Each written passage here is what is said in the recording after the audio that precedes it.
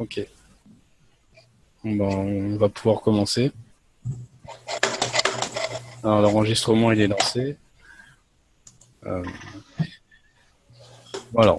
On va commencer par vous expliquer comment on en est arrivé là et la réflexion qu'on a eue pour se décider à se lancer pour faire ce question-réponse avec tout le monde et justement continuer à diffuser la technologie, notre partage de connaissances. Voilà, c'est pour ça qu'on a fait ça. Alors, en fait, tout démarre dans les réunions du jeudi où justement on parlait beaucoup de partage et qu'il fallait partager les connaissances. Et c'est vrai qu'il y a les pages Google, il y a les pages Facebook, mais je pense que une réunion où on peut répondre en direct, c'est plus sympa quand même que passer du temps à lire plein de plein de descriptions de produits à créer. Voilà, je pense que c'était plus simple de faire ça. Et avec avec Damien, on s'est dit, ben, en fait, on a remarqué que pendant la réunion du jeudi, tous les jeudis, ça finissait vachement tard. Et en fait, on a remarqué que ça finissait tard parce que justement, il y avait beaucoup de questions-réponses et qu'il y avait de la demande. Et donc, on s'est dit, comment on pourrait faire pour donner un coup de main. Et donc, on s'est dit, bah, on devrait lancer un question-réponse. Moi, pour l'instant, on va commencer avec une fois dans la semaine et puis on va voir si ça intéresse. On fera 2 fois dans la semaine. Et puis, ça permet aussi de décharger un peu le jeudi. Comme ça permet aussi aux animateurs, ceux qui animent le jeudi, comme Jackie ou Jean-Claude Brésillon, de pouvoir quitter un peu plus tôt. Parce que c'est vrai qu'en général, on finit à 23 ou 22, ça dépend des fois. Et donc, voilà d'où vient cette idée de créer cet événement. Voilà. Donc après, donc moi et Damien, on va essayer de répondre à vos questions, toujours dans la limite de ce que nous on a compris et ce que nous on a expérimenté. Si par la suite il y a d'autres personnes qui peuvent intervenir pour justement continuer à faire le partage, un truc que nous on connaît pas ou autre, il n'y a aucun problème. C'est vraiment une séance de partage et comment dire. En fait, nous on vous offre la possibilité justement de pouvoir interagir avec tout le monde, sauf qu'il n'y a pas on va dire, il n'y a pas de leader, quoi. C'est vraiment, on est tous égaux et tout le monde a le droit de participer. Donc voilà, c'est un peu l'esprit dans lequel on est et dans lequel on voudrait que ça se passe bien. Et aussi, on voudrait que quand une personne prend la parole, que vous attendiez qu'il termine pour pouvoir parler, qu'on se coupe pas trop la parole, que tout le monde se respecte et que ça se passe bien. Voilà. Donc, bah, je crois que c'est bon. Je sais pas si Damien, tu as quelque chose à ajouter. Non, moi je trouve que c'est bien résumé dans l'esprit où on voulait le faire. Bon, après, au-delà de ça, les questions-réponses, comme vient de le dire Adil, on n'aura pas forcément toutes les réponses à toutes vos questions, comme j'ai l'habitude de dire, pour ceux qu'on a pu croiser en formation, mais voilà, on va aller dans la limite de notre compréhension. Le jeudi, il n'y a pas de souci, hein, ça continue, donc si vous avez des questions plus pointues, Jackie ou Jean-Claude Brésillon qui anime le jeudi seront à même de vous répondre certainement mieux que nous. Maintenant, voilà, c'était pour des questions basiques, parce qu'on avait vu qu'il y avait des gens qui posaient des questions encore sur comment faire les gants, le nanocotage. Voilà, ça, c'était des réponses où on a pratiqué quand même depuis de nombreux mois, et maintenant, on arrive à avoir quelque chose de concret, un résultat à chaque fois qu'on suit les procédés. Donc, s'il y a besoin de quelconque conseil là-dessus, c'est surtout ça, en fait. Hein. C'est nous, on va vous apporter ce qu'on a pu apprendre là-dessus, et vous allez pouvoir nous apporter aussi en même temps. Hein. Voilà, c'est un échange, comme dit Adil, toujours dans la fondation et dans la technologie. Donc voilà, le résumé est fait et non, il n'y a pas de souci. Je laisse Adil continuer. Je pense qu'on peut commencer. Donc, ceux qui ont des questions, c'est parti.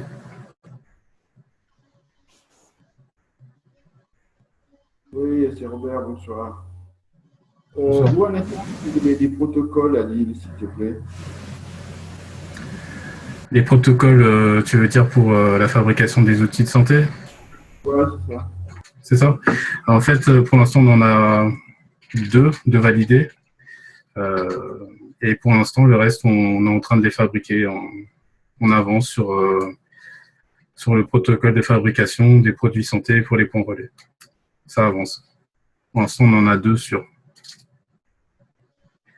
Et ces deux sûrs, tu les as diffusés ou pas? Non, pas encore, parce qu'on attendait justement d'avoir tous les produits pour pouvoir les diffuser d'un coup à tout le monde. Ouais, pourquoi tu les diffuserais pas? Ça permettrait de commencer à travailler en fait. Bah ouais, ok, je ferai ça. Donc après la réunion, je les diffuserai. Donc pour l'instant, on a le stylo, donc le stylo simple qui est validé qui m'a été donné par Carolina. Donc celui-là, c'est bon. Et après, on a le gel de CO2 qui est prêt aussi. Et ouais, ça, on peut les donner au point relais. Bon, on peut les donner en général, je pense. Il faudrait que je vois avec Corinne si elle est d'accord, vu que c'est elle qui a créé les protocoles. Et après, oui, on peut les diffuser. Parfait, merci. Avec plaisir.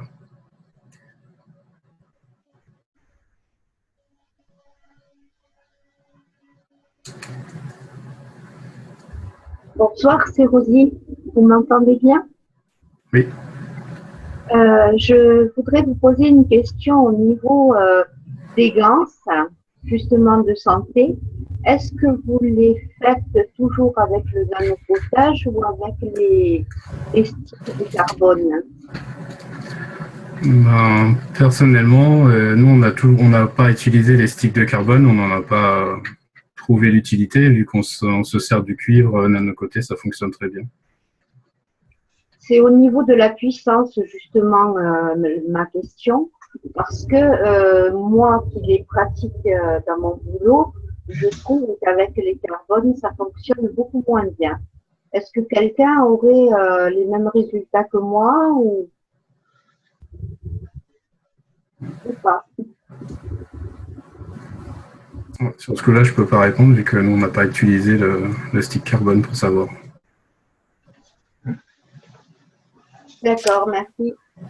En revanche, ce qu'on a pu noter, c'est qu'on avait essayé, sans parler de stick, en passant par du cuivre nanocoté, c'est qu'un nanocotage au feu, comparé à un nanocotage à la soude de cuivre, hein, donc qui va être en opposition avec le matériel qu'on va transformer sous forme de ganse. Donc par exemple, si on fait un ganse de zinc, plaque de zinc et cuivre nanocoté en face, on s'est aperçu qu'on a une différence quand même entre un nanocotage au feu et à la soude. On a une meilleure production quand c'est fait à la soude. Peut-être rapport au nanocotage qui est plus uniforme. Mais en tout cas, on a un meilleur rendu, une meilleure production et quelque chose une couleur beaucoup plus saine. Enfin, plus saine. Qui paraît plus plaisante à l'œil, en tout cas. Oui, je l'ai constaté également. Hein, je le fais en l'occurrence maintenant j'ai commencé à le faire à la chaux. Ça fonctionne très bien aussi. La chaux et du vinaigre de cidre et avec la cendre. C'est, je dirais, identique à la soude. Bon, là, je le teste depuis 3 semaines maintenant. On ne voit pas la différence. Est-ce que quelqu'un a déjà testé ça?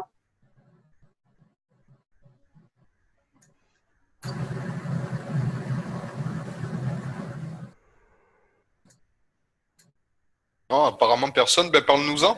Ouais. Profitez. Si tu veux bien nous expliquer, c'est toi, t'en es arrivé à cette compréhension, de comprendre qu'effectivement, il y avait une genre de pseudo-cuisson du cuivre ou... Non, ce n'est pas moi. Je l'ai pris chez les Mayas. C'est Miguel qui en a eu l'idée. Et finalement, sa solution, elle est valable parce que lui, il fait même des piles avec les condensateurs et tout ça. D'après ses dires, moi, je ne l'ai pas testé, mais ils sont 2 fois plus puissants pour le maghrave qu'avec les ganses normaux. Moi, ce que j'ai pris de lui, c'est donc de nanocoter le cuivre donc à la chaux vive avec du vinaigre de cidre. Et je le fais également d'une autre manière avec la cendre, hein, puisque la cendre, ça nanocote avec l'huile de coco.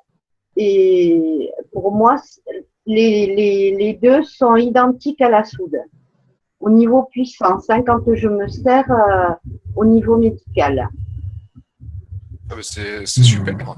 Ça, je t'invite même à la limite, tu vois, le partager le jeudi avec, je sais pas si tu es déjà venu aux réunions du jeudi, sûrement oui, de toute façon, mais je t'invite vraiment à le partager avec plus de monde parce que ça, moi, tu vois, en tout cas pour moi, là, c'est la première fois que j'entends ça. Donc, écoute, je sais qu'il est sur la page francophone, c'est Miguel qui l'a sorti hein, pour ses magraves à lui, et il en a vraiment là. Il a indiqué les proportions? Non, moi je l'ai fait au pif. Hein. Je l'ai fait au pif. Je sais que la cendre, il faut pas la faire trop épaisse. À l'identique de la chaux. Si vous voulez, je pourrais retrouver les vidéos qu'il a faites, mais elles sont en espagnol. Donc, on pourra mettre les sous-titres. Moi, je le comprends très bien, donc il n'y a pas de souci pour moi. Mais il ne faut pas le faire trop épais. Il faut que ce soit liquide. Moi, je dois mettre 4 cuillères à soupe de cendre ou de chaux. Hein, je la concasse bien. Et ensuite, je mets de l'eau. À la chaux, je lui ajoute le vinaigre de cidre. Et ça fonctionne super bien. Il faut que ce soit liquide. On laisse tremper donc les cuivres à l'intérieur et ils ressortent nanocotés, quoi. La durée Par contre, j'assiste le jeudi, mais depuis qu'il y a la nouvelle version, j'ai beau vouloir me manifester, je n'y arrive pas. Donc, on ne me prend pas en compte ou je ne sais pas le faire fonctionner. Avant, c'était pratique, je participais régulièrement. Et depuis qu'il y a la nouvelle version, je n'ai pas encore réussi à… Mais j'en ai déjà parlé hein, le jeudi avec de la cendre. Mais bon, apparemment, ça n'a pas… Je ne sais pas si d'autres personnes ont testé ou pas. Ben, effectivement, si tu veux mon avis, c'est pas une version qui a été peut-être validée encore par la fondation, donc ça va passer certainement au-dessus de beaucoup de personnes. Mais moi, je trouve que l'info est intéressante parce que c'est vrai que c'est parlant comme procédé, dans le sens où en plus ça paraît assez naturel. Donc faut, en fait, tu t'arrives pas à parler, en fait, on ne te donne pas la parole. On ne me donne pas la parole, tout à fait. Ou alors, je ne sais pas m'y prendre parce que je lève la main, j'ai posé 2 ou 3 questions sur le chat en disant que j'aimerais bien participer. Et apparemment, on me donne pas la parole. Mais c'est pas un souci, là, on peut le partager. Et puis, voilà, quoi. Hein, que ce soit ici ou là-bas, c'est pas grave.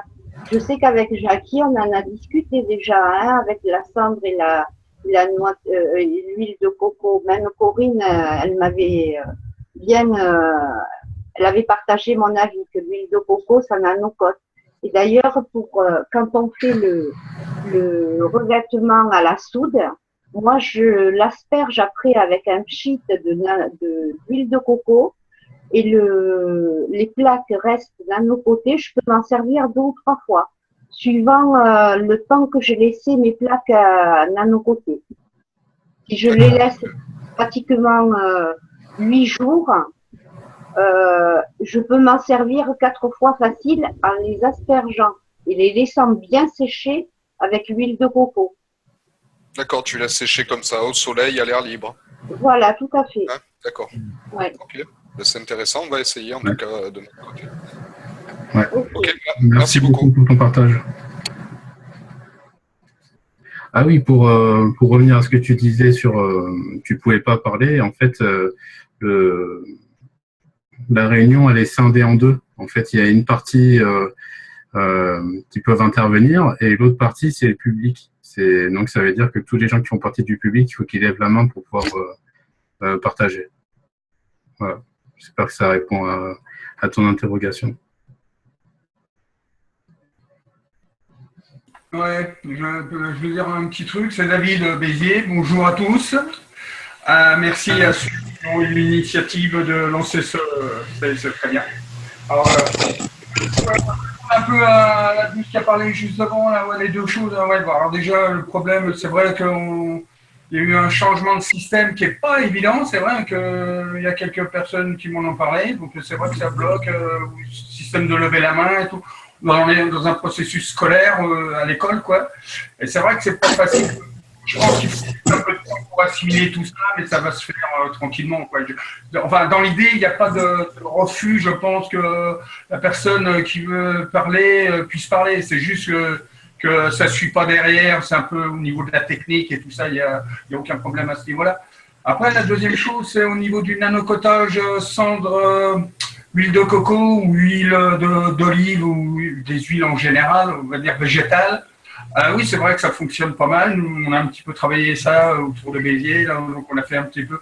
C'est un peu la technologie cube. Si on est dans la technologie où on travaille sur le cube ou des choses comme ça, où on a commencé à utiliser ce système-là, où en fait on ne fait pas de niveau nanocote, on n'utilise pas le système soude, le système chalumeau, on reste sur des trucs à froid, plutôt naturels, on va dire. Et c'est plutôt une recherche de connexion d'interface. C'est pas exactement le travail que propose au niveau de la technologie cache. C'est lié, mais c'est pas direct. Donc, c'est pour l'instant, je pense pas qu'on ait beaucoup d'informations au niveau de la cache. On n'a pas la balle non plus parce qu'il est pas contre, mais il n'est pas pour. Je pense qu'il a son idée au niveau du processus d'éducation à travers la technologie cache. Et voilà, c'est une question de méthode. Après, je pense que ceux qui explorent ça, c'est une bonne chose aussi parce que toutes les choses à explorer, elles sont bonnes au niveau des technologies. Donc voilà, j'espère que j'ai un peu répondu à ceux qui se poseraient des questions à ce niveau-là, quoi.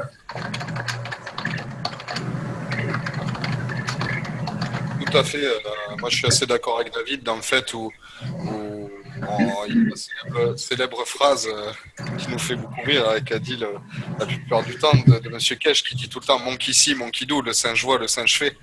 Donc effectivement, de sortir aussi du contexte de ce qu'on nous apprend, le fait de s'amener à la réflexion par soi-même, etc., c'est une bonne chose.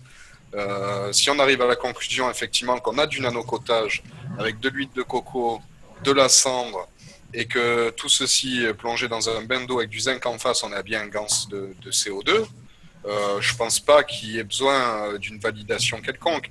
En fait, la fondation nous donne un modèle prédéfini, encore une fois, où on va avoir un résultat prédéfini aussi également. Mais si on trouve une façon de faire à nous-mêmes, à notre façon en tout cas, pourquoi pas, si ça marche, il n'y a pas de problème. Après, on peut toujours, si on est toujours amené à le partager plus loin, comme je disais tout à l'heure, du coup, je me rappelle plus du nom de la dame qui est intervenue tout à l'heure, pour le partager, pour le faire valider, on peut. Mais si vous voyez que ça marche, c'est ce que disait Jackie jeudi dernier. Il disait, il nous a dit,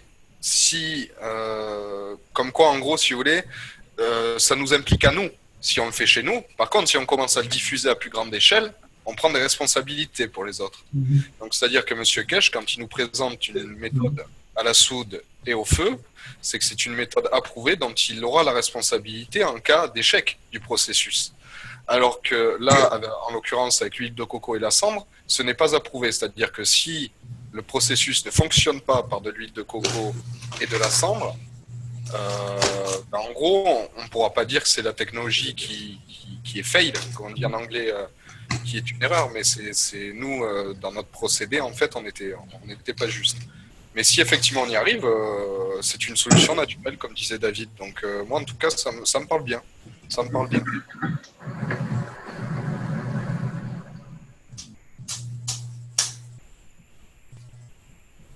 Alors, il y a Clément qui partage le lien Facebook sur le chat. Je ne sais pas si vous avez vu.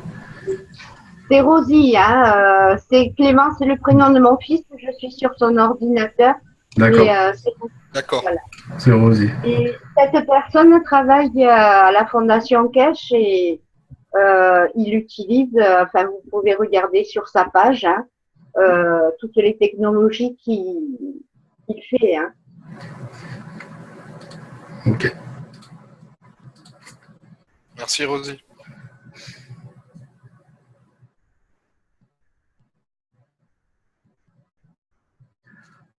Si on reste dans le nanocotage, on peut vous expliquer comment nous on fait pour nanocoter le cuivre. Et en fait, on a réussi à simplifier le procédé au maximum. Et même au niveau de la sécurité, même au niveau de la sécurité, du coup, on est nickel. En fait, c'est très simple. Il faut prendre un bac avec de l'eau. Vous saupoudrez de la soude caustique, donc toujours la soude caustique pure. Et vous plongez vos cuivres dedans, vous les laissez toute la nuit. Le lendemain matin, vous les récupérez, vous les mettez dans un bocal que vous fermez. Et vous le mettez soit au soleil ou soit près d'une source de chaleur. Et environ, entre 3 à 5 heures, le nanocotage, il est fait. Mais c'est fait nickel, quoi. Voilà. Bien, si je peux parler. Oui. Moi, j'ai réussi à un bon nanocotage qui tient, puisqu'avant, j'avais du mal à faire du ganse, le cuivre, ça tournait au marron. Le nanocotage ne tenait pas. J'ai fait un nanocotage en électrolyse. C'est-à-dire que j'ai un bobinage de cuivre sur le plus, un bobinage, donc ce que je veux nanocoter sur le moins, et je le laisse 24 heures, et j'ai un nanocotage qui tient très très bien. Et là, ça fait 4 jours que c'est dans un bac de bleu, et le bleu est très bleu, dans le genre du bleu qu'on voit affiché computer au bleu, machin, là, sur l'écran. Et il y a même du ganse bleu qui se dépose sur le nanocotage. Donc je n'ai aucun dépôt, j'ai fait le relevé au bout de 4 jours, j'ai voulu voir, je n'ai aucun dépôt au fond, aucun dépôt marron, de quoi que ce soit. Alors qu'avant, avec le nanocotage de chez Lemo, j'en ai loupé beaucoup parce que ça tournait au marron. Je ne sais pas pourquoi. Donc le nanocotage en électrolyse, chargeur de batterie. Il y a un petit problème de son là. Hein. Oui. Je laisse la parole. C'est mieux. Merci David.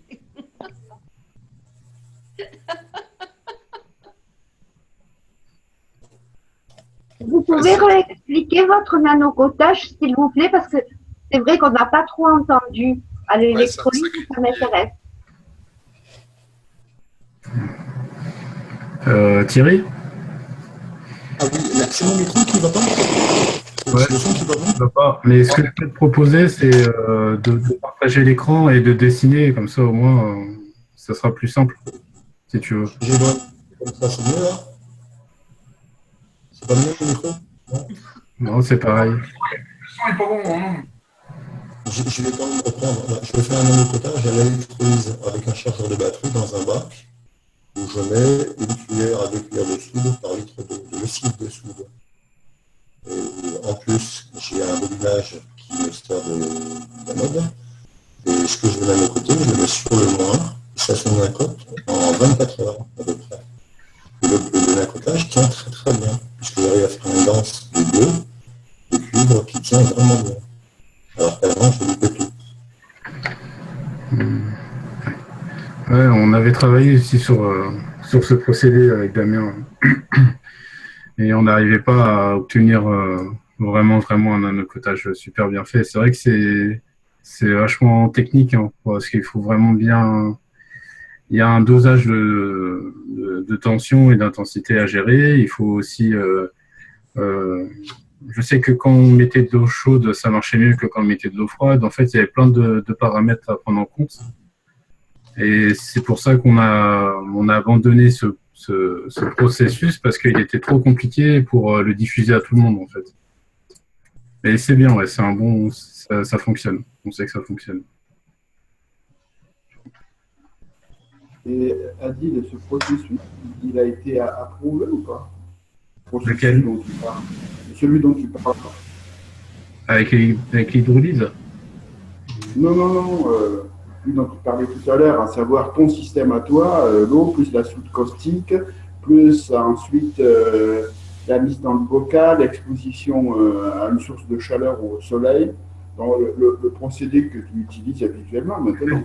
En fait, nous, notre processus qu'on utilise, il n'est pas validé, mais il y a un processus qui se rapproche fortement du nôtre, dont je me suis inspiré pour justement faire le nôtre. C'est le processus allemand, tu sais, où tu mets les bouchons de Coca-Cola, l'aluminium et les plantes. Et en fait, moi, le seul truc que je mets, c'est que la soude. Parce qu'on avait un pot rempli de soude, d'eau de soude, et on ne savait pas quoi en faire. On s'est dit, on ne va pas le jeter. Donc, on s'est dit, on va tester, on va mettre du cuivre dedans. Et en fait, on a mis du cuivre dedans et il a changé de couleur, il est devenu un peu gris. Et on s'est dit, on va le mettre dans une bouteille comme ils font les Allemands, et ça a marché, et ça a nanocoté. Et depuis ce moment-là, on fait que ça maintenant. Vous avez un nanocotage de quelle couleur alors? Il est noir, bien noir. Oui, il est noir, ouais, il est bien noir, bien uniforme, oui. Il devient bien noir.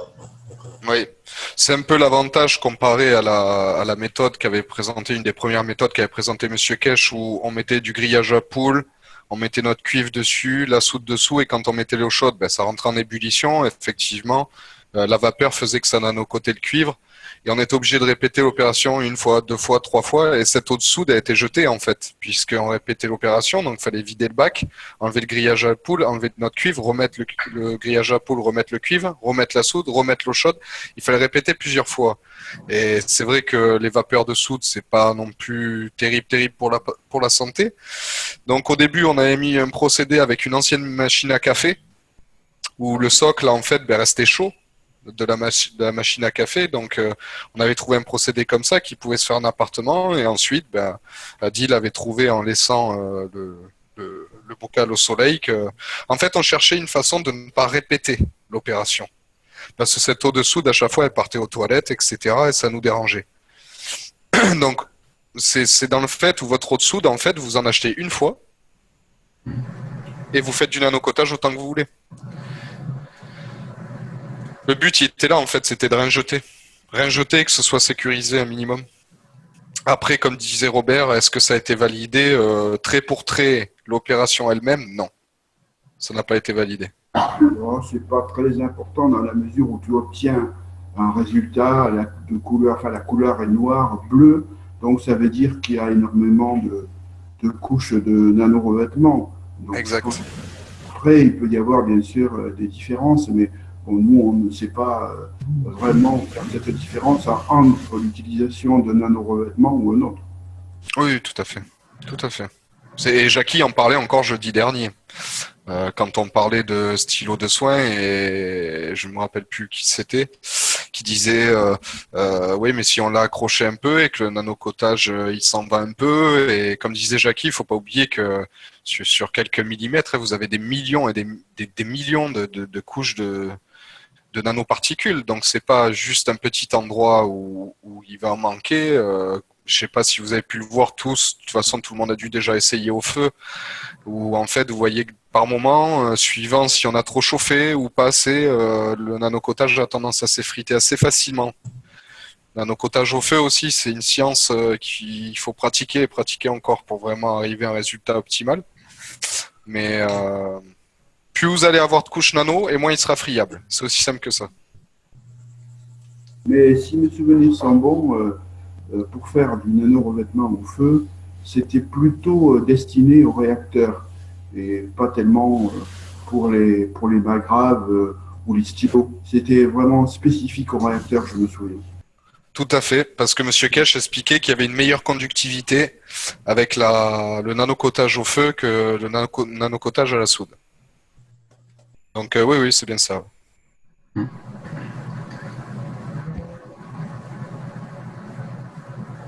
Ouais, moi, je vais parler un petit peu, mais je vais aider un peu les gens à prendre la parole. Déjà, ça serait bien. Il y a des choses qui se passent assez intéressantes en ce moment. Moi, je vois, il y a une douce là, qui s'appelle, que j'appelle Miss Pim, qui fait de très bonnes vidéos, là, qui explique pas mal de choses.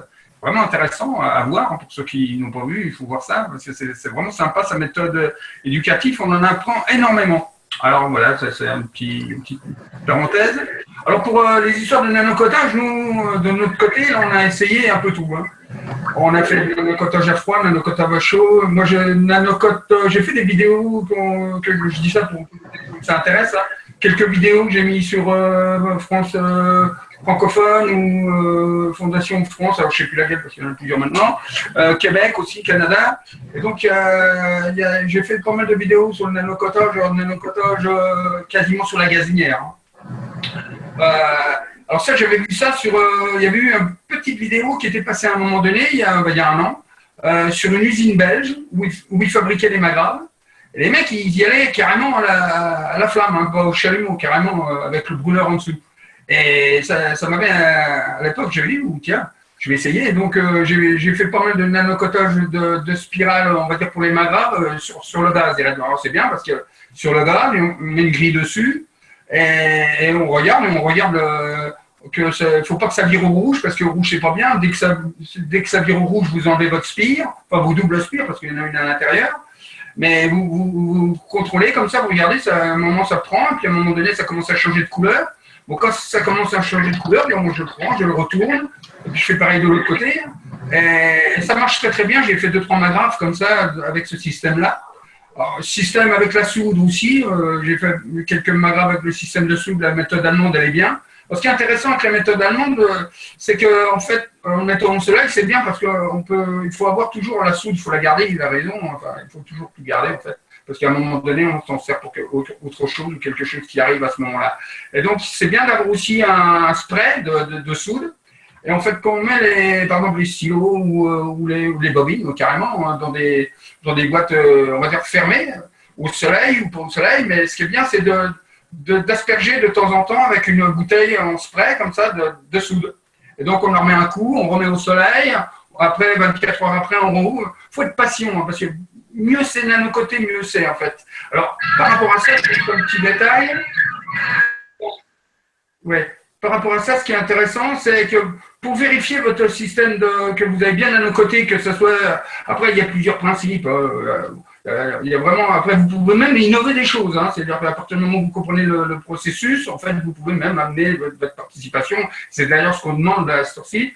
C'est que tout le monde amène ses idées. Et puis, plus il y aura d'idées, mieux ça sera. Ça fera avancer le Schmidblick.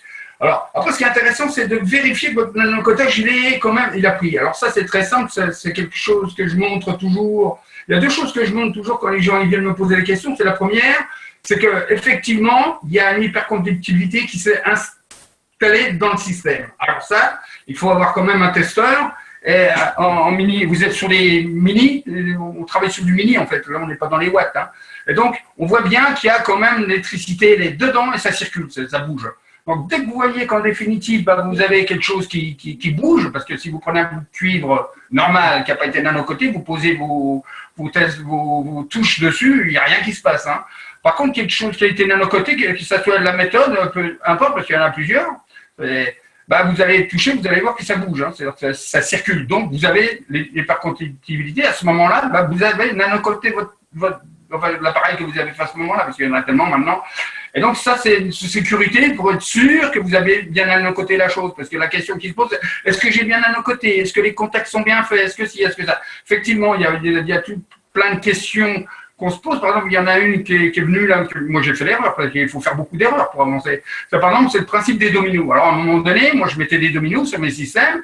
En fait, Kesh, il avait dit, oui, non, mais les dominos, oui, mais en fait, pourquoi? Il faut le dire. C'est qu'en fait, les fils d'un côté et de l'autre, il faut qu'ils se touchent, il faut qu'ils soient entrelacés. S'ils ne sont pas entrelacés, qu'ils sont juste dans le système des dominos, en sachant que le domino, c'est plutôt du fer. Hein, ou c'est des choses, c'est pas du cuivre, quoi. Donc si ça se touche pas, le contact il se fait pas. Donc ça faut le dire, parce que si on le dit pas, on dit pourquoi on les dominos. À partir du moment où votre système il est entrelacé, c'est comme ça, et à ce moment-là le contact il est lié. Bon, c'est sûr que si vous mettez dans un domino et puis que ça se touche pas, le contact il y est pas. Hein. Donc voilà, ça c'est des petits trucs qu'il faut réfléchir. C'est plein de petits détails comme ça qui fait que où ça marche bien, où ça marche moins bien. C'est pareil au niveau des systèmes. Quand vous branchez, je parle un peu, après je me tairai, c'est tant que j'y suis, quand vous mettez vos systèmes, c'est toujours, il faut réfléchir ce que vous faites. En définitive, moi je fais des dessins toujours, je me mets des images dans la tête et je dis, comment je vais procéder, c'est quoi le processus et tout ça. Bon, l'exemple, c'est ça. Au départ, j'avais mis un magrave le plus loin possible du compteur, parce qu'on avait dit, il faut mettre un magrave le plus loin possible. En fait, le but étant de nanocoter tout le système. On est d'accord. Bon, une fois qu'on a un côté système, qu'est-ce qui se passe? Bah, si on reprend ce que disait Kesh il y a quelques années, déjà, il disait, bon, une fois que votre système il est nano-coté, chez vous, on va vous l'enlever le matin, vous le donnez à quelqu'un en cadeau pour Noël, hein, c'est bientôt Noël d'ailleurs. Donc, mais à partir du moment où votre système il est nano-coté, il est nano-coté. Bon. Alors après, l'histoire, c'était, mais oui, mais les gens sont pressés. Donc moi, j'ai eu plein de gens qui m'ont dit, non, mais c'est combien de temps? Bah, comme il dit Kesh, bon, il y a l'histoire des dominos, il y a l'histoire des contacts, il y a l'histoire où on met le magramme, il y a plein de choses comme ça. Bon, maintenant, on en est à peu près là, en plus en évolution perpétuelle, et c'est bien aussi, c'est que moi, j'ai mis un magramme le plus loin possible, c'est-à-dire ici où je suis, dans mon bureau, au 3e étage.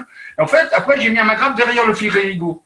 Alors pourquoi? Parce qu'en fait, c'était par rapport à tout un protocole que Kesh il avait lancé, parce qu'il y avait des magraphes qui n'avaient pas bien marché en Afrique, donc ça l'avait un petit peu apporé, donc il avait lancé un protocole, mais vraiment un gros protocole très très lourd. Moi je me rappelle, j'avais l'impression d'avoir un bébé qu'il fallait que je me lève tous les 4 heures pour lui donner un biberon, c'est à peu près ça, c'est du délire. Bon, alors le revenu à quelque chose d'un peu plus raisonnable, où là on met directement le magraphe sur le frigo et on a le système résistif, non résistif directement, parce que le frigo il se met en route, il s'arrête, il se met en route, il s'arrête, donc on est un peu plus raisonnable.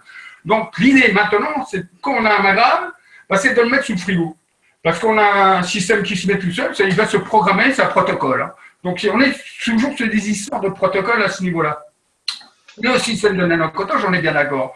De toute façon, pour que ça fonctionne, il faut que tout votre circuit soit nano-coté. Combien de temps ça prend? Ça, on ne le sait pas, ça dépend de votre combien il y a de fils dans votre maison et tout ça. Bon, en général, au bout de 2-3 mois, vous commencez à avoir quand même un résultat. Vous voyez que vous consommez moins, enfin surtout au niveau de vos factures, on le voit. Hein. Bon, après les factures, c'est toujours pareil, on peut en parler par ordinateur parce que l'EDF, ils font un peu ce qu'ils veulent aussi. Bon, après, ils viennent faire les relevés, donc c'est un peu compliqué. Moi, ce que je dirais, c'est que j'ai la preuve que ça fonctionne parce qu'à partir du moment où vous êtes conscient qu'il y a cette conductibilité dans le circuit, parce que forcément, vous tirez moins, vous appelez moins d'énergie, donc forcément, vous faites des économies. Déjà, pour que la chose soit claire. Bon, je vais arrêter là, je vais laisser parler un peu les autres, c'est juste pour lancer un peu le truc. Hein. Merci. Non, vas-y. Merci beaucoup pour le partage. Non, mais c'est vrai que il y a une procédure, ça prend un moment. Nous, on voit celui d'Adil, ça va faire combien de temps maintenant que tu l'as le tien chez toi? Ça fait un moment, hein. Ça va faire pratiquement 1 an, et en fait, M. Kesh avait expliqué que normalement, en 6 mois, la maison elle est nano-cotée. Mais vas-y, continue, j'expliquerai quelque chose après. Vas-y. Voilà, on a pu voir notamment, comme disait David, que là, on parle du gain énergétique financier, hein, parce que tout le reste derrière, ça évoque beaucoup plus de choses que ça, le magravet, pas que. Hein. Mais effectivement, on a pu voir qu'il avait pu avoir une réduction de consommation de 20% dans les premiers mois. Aujourd'hui, tu es plus à combien? 80? Ouais, dans les 80 aujourd'hui. Hein, voilà, 80 au bout d'1 an. Donc, oui, il y a un effet là-dessus, mais ça dépend. Je pense que c'est très aléatoire. Ça dépend de beaucoup de choses. Effectivement, la maison, la personne, ça peut dépendre. Il y a énormément de facteurs à prendre en compte. Nous, on a fait une formation où on a eu par exemple quelqu'un, François, qui est rentré chez lui et 3 semaines après, son compteur, il décomptait plus rien. 3 semaines. Donc après.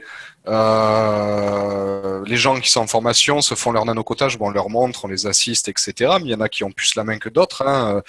Est-ce que c'est un rapport à ça? Est-ce que même là, je pourrais pas forcément vous dire, mais effectivement, on voit bien que d'une situation à l'autre, il y a une évolution. Donc, il y a bien une technologie, comme le disait Monsieur Kesh, vivante, qui réagit à quelque chose. Mais il y a un système évolutif, oui. Et puis il y a l'environnement également. Et l'environnement, c'est le plus important, oui. Tout à fait. Alors, je disais tout à l'heure que donc justement, ça faisait à partir de 6 mois, comme M. Kesh avait dit, on a nano-coté la maison. Il est possible que, par exemple, vous ouvrez une prise et que vous voyez que votre prise, elle est pas, les fils sont pas noirs. En fait, vous inquiétez pas, hein, c'est quand même nano-coté parce que, en fait, on voit le cuivre, quand on voit le cuivre noir, c'est qu'il y a 20 000 couches nano. Donc ça veut dire que même avant, les cuivres de votre maison, ils sont déjà nano-cotés, mais ils ne se voient pas à l'œil nu. Ça veut dire que les nanoparticules, elles se sont bien décrochées du cuivre. Donc il y a bien l'effet d'interaction avec le plasma, donc de supraconducteurs, mais sauf qu'on ne voit pas à l'œil nu. Et ça fonctionne. Voilà. Donc il y avait ça, et puis oui, comme disait Robert, l'environnement est très très très important. Et ce que moi j'ai compris, justement par rapport au protocole, c'est vrai qu'au départ il y avait un protocole qui était vachement lourd, et puis le deuxième protocole est très très simple. À mon avis, entre ces deux laps de temps, ça c'est mon avis personnel, en fait, entre ces deux laps de temps, l'énergie planétaire elle a augmenté. Donc ça veut dire que l'environnement dans lequel on vit a changé. Donc le protocole est beaucoup plus léger. C'est pour ça que, comme disait Damien, François, en 3 semaines, il arrivait à une consommation zéro. Parce que justement, l'environnement change. Et c'est ça le plus important en fait. C'est vraiment changer l'environnement. Donc pour parler des gants rapidement, par exemple, si vous utilisez du gants de CO2 et que vous en pulvérisez chez vous, ça change l'environnement de votre maison. Et c'est pareil si vous faites des savons de CO2, par exemple, bah, vous lavez avec, ça change aussi l'environnement de votre corps extérieur. Et si vous buvez de l'eau de CO2, ça permet aussi de changer l'environnement intérieur. Et en fait, dès que vous arrivez à changer ces 3 environnements-là, normalement, vous ne pouvez plus tomber malade. Parce que la maladie n'a plus on va dire, de terreau fertile pour pouvoir s'installer. Et c'est comme ça qu'on peut soigner des gens. C'est vraiment l'environnement, la principale chose, c'est l'environnement. C'est ça qui a modifié. Et pour vous donner un exemple aussi, nous, à la maison ici, on a un cerisier, mais qui nous fait des petites cerises acides. Et là, ça fait 1 an qu'on a le Magrave, et que, pareil, je pulvérise du CO2, que ça soit dans la maison ou que ça soit dans le jardin. Et là, cette année, on a eu des cerises. Et je me rappelle, Damien, il me dit, ouais, je vais manger des cerises. Et je lui dis, non, n'en mange pas, ils sont pas bonnes. Et il me dit, attends, je vais les goûter quand même. Et il en a goûté, et en fait, elles étaient plus acides. Donc, ça veut dire que même le cerisier est en train de changer. Le changement d'environnement, il permet aussi de changer on va dire, de changer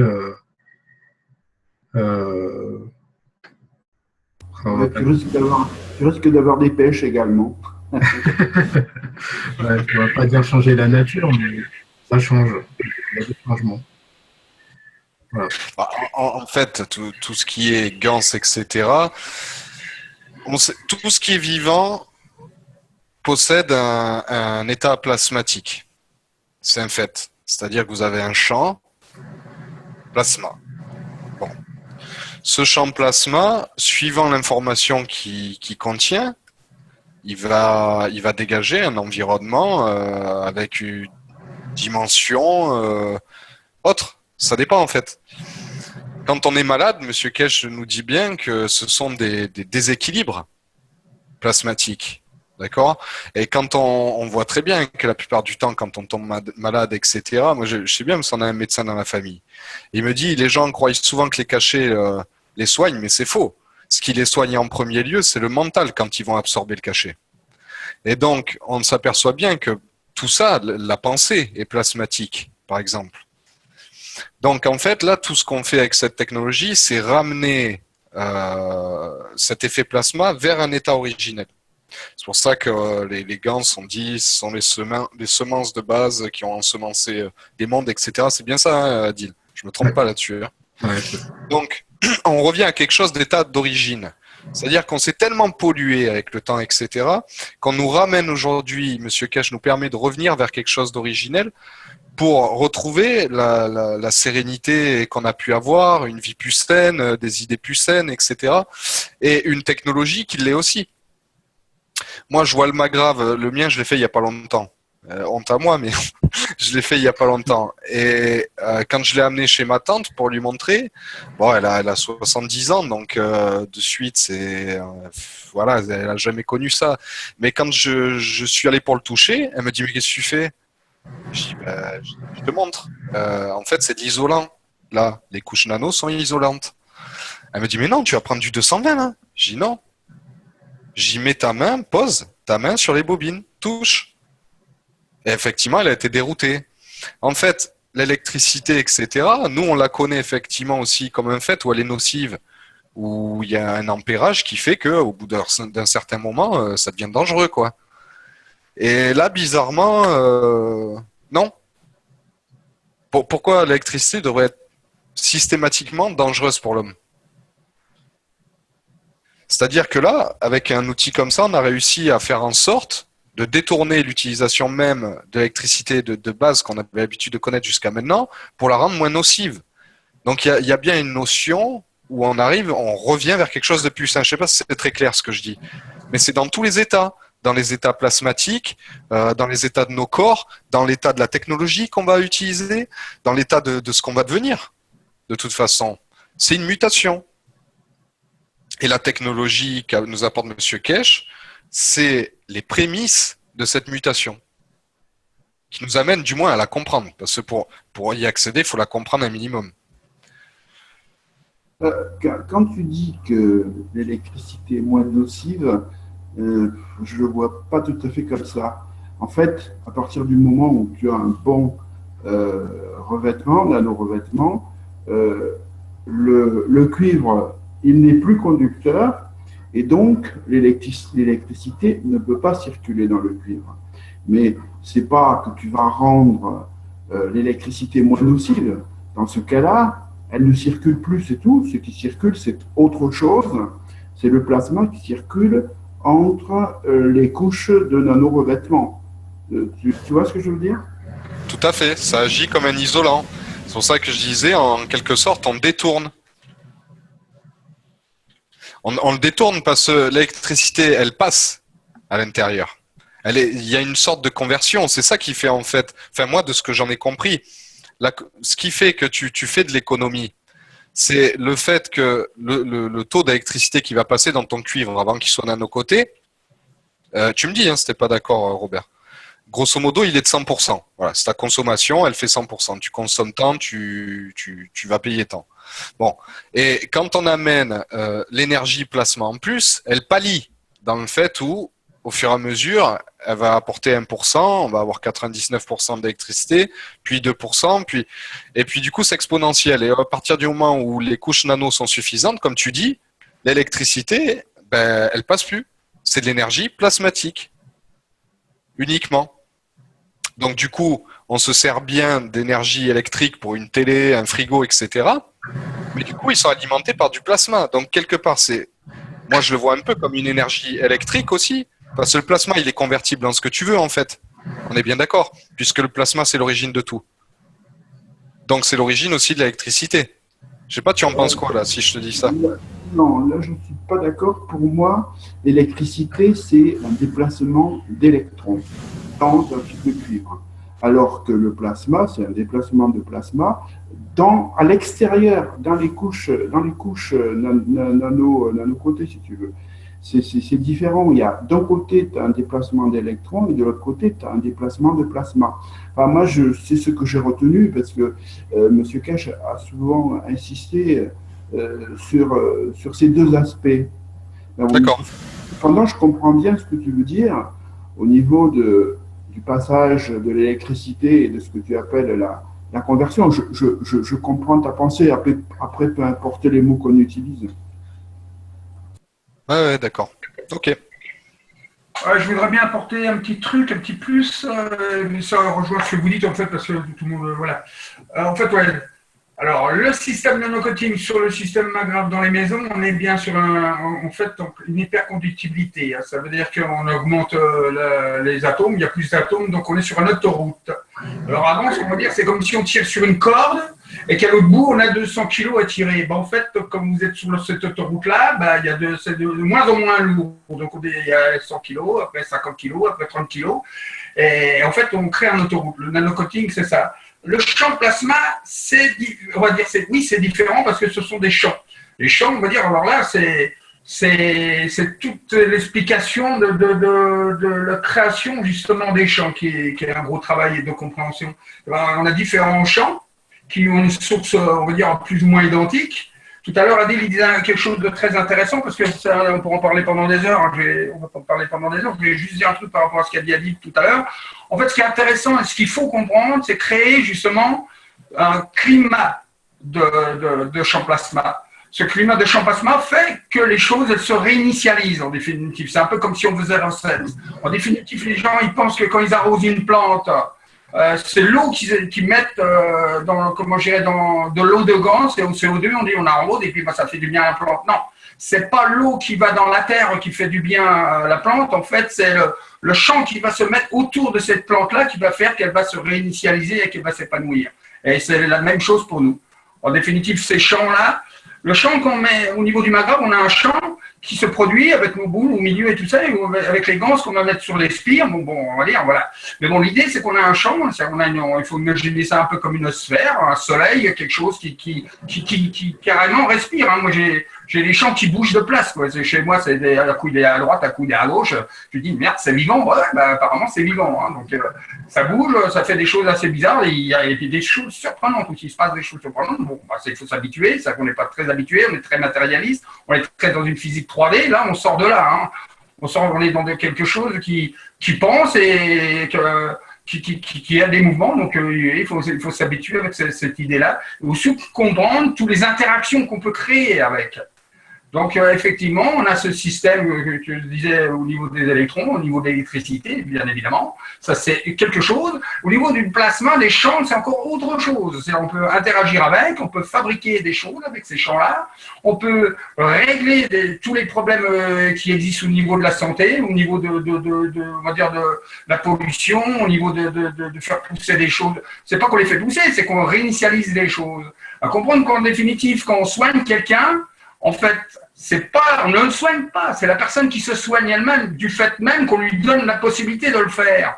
C'est comme on dit, une cellule cancéreuse, toutes les cellules elles peuvent avoir le cancer. La seule chose, c'est ça se déclare ou ça ne se déclare pas. Le fait d'être dans un champ plasma, de créer l'environnement qu'il faut pour éviter d'être malade, c'est simple, le cancer ne se déclarera pas. C'est un peu ce que disait Adil, je rejoins un peu pour qu'il y ait une compréhension générale, c'est qu'en définitive, quand on soigne quelqu'un, on ne le soigne pas, on lui permet, on lui redonne son pouvoir de se soigner. Au niveau de la cellule, c'est ce qui se passe. Au niveau des éléments, au niveau de tous les éléments, c'est un peu ce qui se passe. On redonne le moyen à la personne on va dire à la plante ou à quelque chose d'aller au bout de ses possibilités sans agression extérieure, voire intérieure. Voilà. Merci. Est-ce que quelqu'un a des questions à poser? Parce que c'est vrai qu'on parle, mais il faudrait quand même répondre aux questions. Si vous avez des questions, n'hésitez pas. Hein.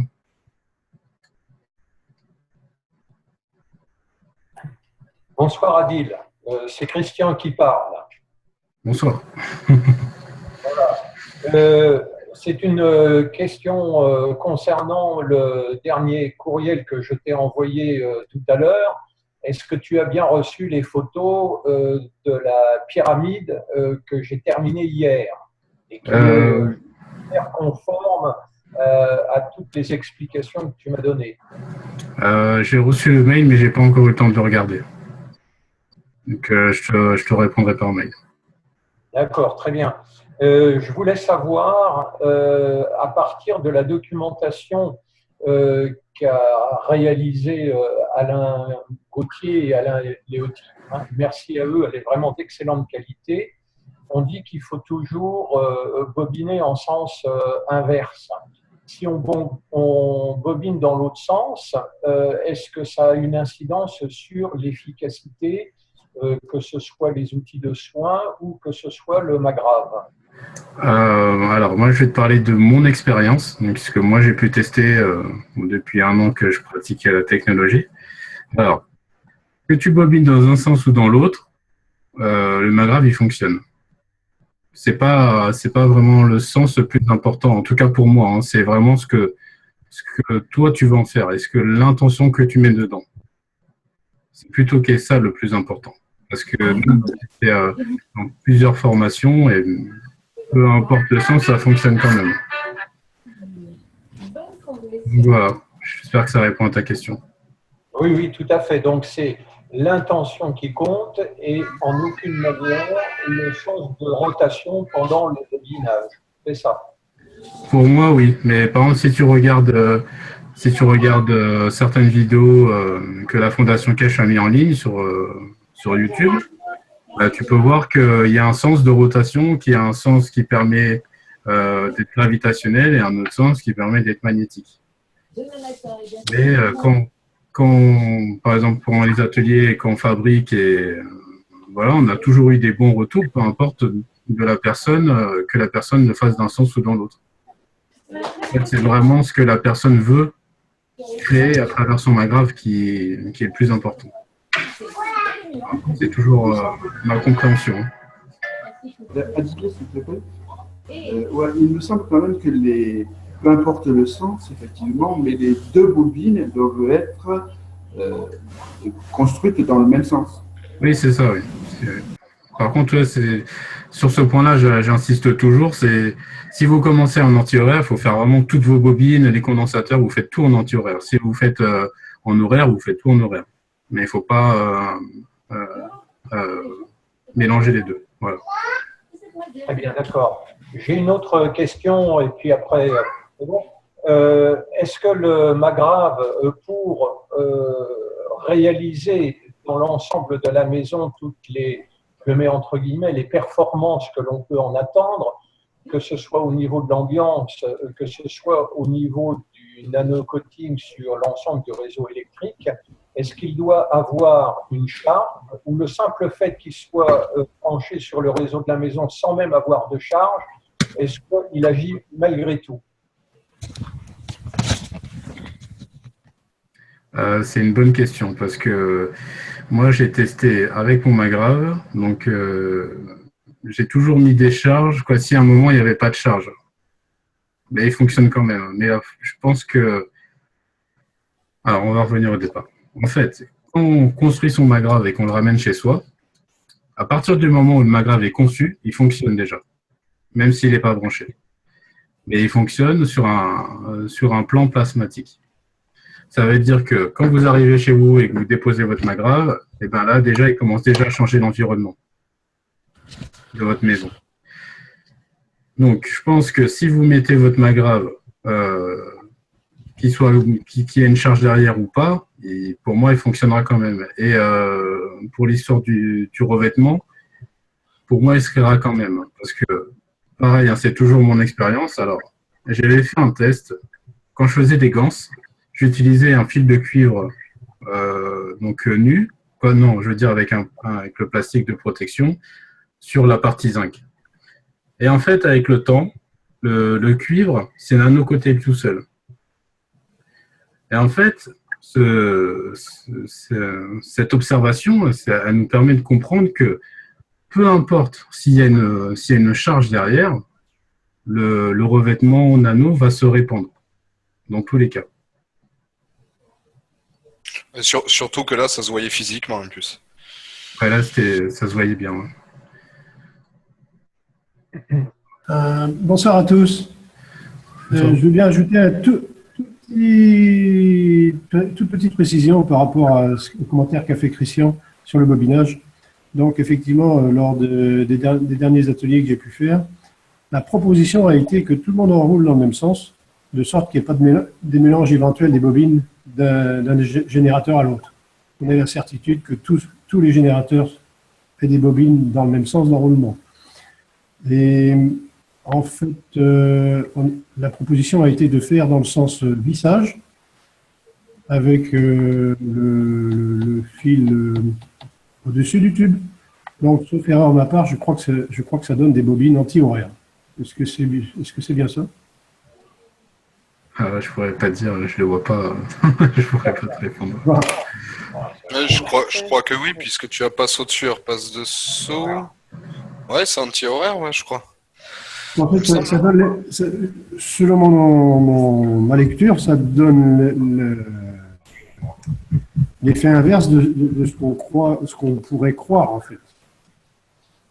Ah, alors là, Alain, si tu permets, c'est Christian qui s'exprime. Sur ta documentation, je reviens dessus, vraiment, je la trouve super. D'ailleurs, j'ai eu l'occasion de te le dire. Merci. Mais je t'en prie, je te le dis comme je le pense. Mais il reste à ce que tu m'expliques, à ce que tu nous expliques, qu'à partir du moment où tu vas dans le sens de visser, tu vas dans le sens aurait. Bah oui. Et lorsque tu dévisses, tu vas dans le sens anti-aurait. Or, c'est marqué l'inverse sur la documentation. Et c'est une chose qui échappe en l'état actuel à mon entendement. Voilà. Alors, Christian, si on veut parler de ça, en fait, il y a deux possibilités. Parce que de toute façon, en vissage, ça dépend en admettant que tu mettes ton fil à gauche du tube. Ouais. Si tu le passes au-dessus, selon moi, la bobine est anti-horaire. Si tu le passes dessous, non, c'est pas possible. Si tu es en vissage que tu passes dessus, tu seras en anti-horaire. Si tu es en dévissage en passant dessus, tu es en horaire. En dévissage dessus, horaire, et en vissage dessus, anti-horaire. Oui, c'est ça. Regarde Dan, là, Oui, c'est bien ce que j'ai écrit. Voilà. Ouais, c'est ça. Ouais, ok, merci. Non, j'ai été pris d'un doute tout d'un coup. Pas de souci. C'est Christian.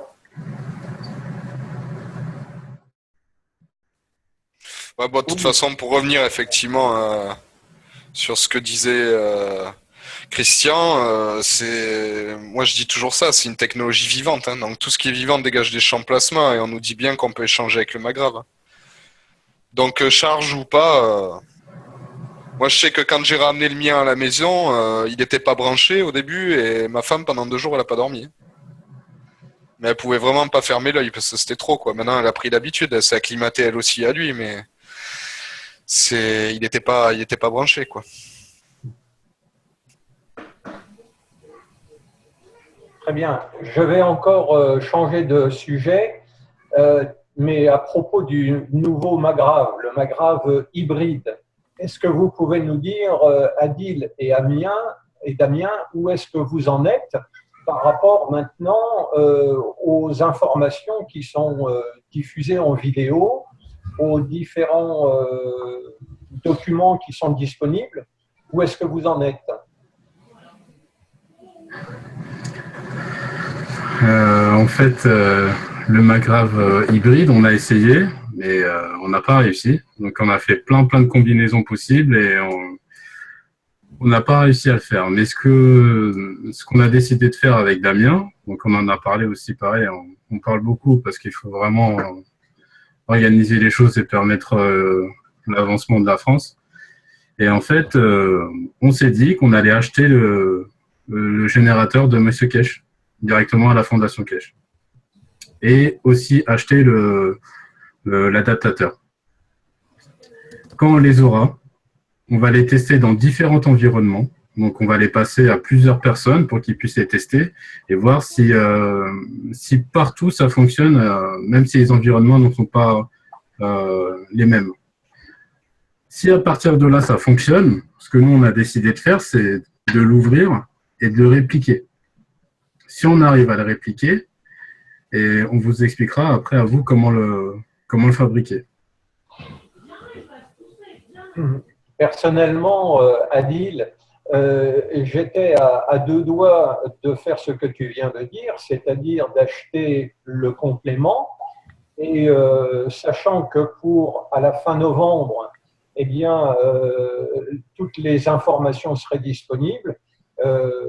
C'est pour ça que j'ai attendu. Est-ce que vous envisagez de disposer d'un Magrave tel que tu viens de le dire dans un délai inférieur aux 3 mois concernant la livraison effective, ou bien est-ce que vous pouvez, vous, avoir l'information plus vite et démarrer sur des stages de fabrication dans un délai plus court que les 3 mois? Non, on pourra faire pas moins court. Parce qu'en fait, là, on passe pas directement par le site, mais on passe par un revendeur de la Fondation Kesh. Comme ça, on fait travailler tout le monde, en fait. Hein, ça fait un circuit fermé. Et je sais que les personnes qui reçoivent les produits Kesh, donc les revendeurs, ils les reçoivent beaucoup plus vite que si tu l'achetais directement sur le site. Donc, à voir. Après, la personne à qui j'ai commandé ça, elle m'a expliqué qu'il devait commencer à recevoir sa commande et seulement en début 2017. C'est-à-dire que moi, à mon avis, si tu veux mon avis, Christian, il y a un effet, encore une fois, sur ce que venait de dire Adil tout à l'heure, l'environnement. On peut pas aller trop vite. Il y a des étapes à pas brûler, en fait, si tu veux. Je sais pas si tu comprends quand je te dis comme ça. En fait, la technologie, elle évolue très très vite. On peut le voir, hein. En un an, on est passé... Vous avez vu la technologie, comment elle a progressé, hein. Et c'est que le début. Monsieur Kesh le dit tout le temps que c'est que le début. Mais il y a des étapes à pas brûler. C'est-à-dire que le générateur, moi je suis certain qu'ils savent déjà comment le faire, mais faut bien penser que ça va causer beaucoup de choses derrière, l'apport du générateur. Donc je pense que s'il l'a mis en 2017, c'est que ça doit se passer comme ça. Il y a même pas de question à se poser en fait.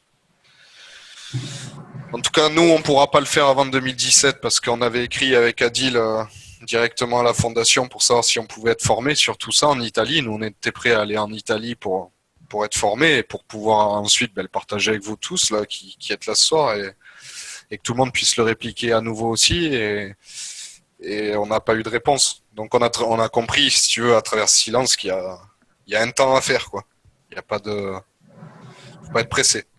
Comme disait tout à l'heure David, faut un temps aux choses, quoi. Faut pas être pressé. Aussi bien dans nos cotages que l'ensemble de la technologie. Du moins, je pense.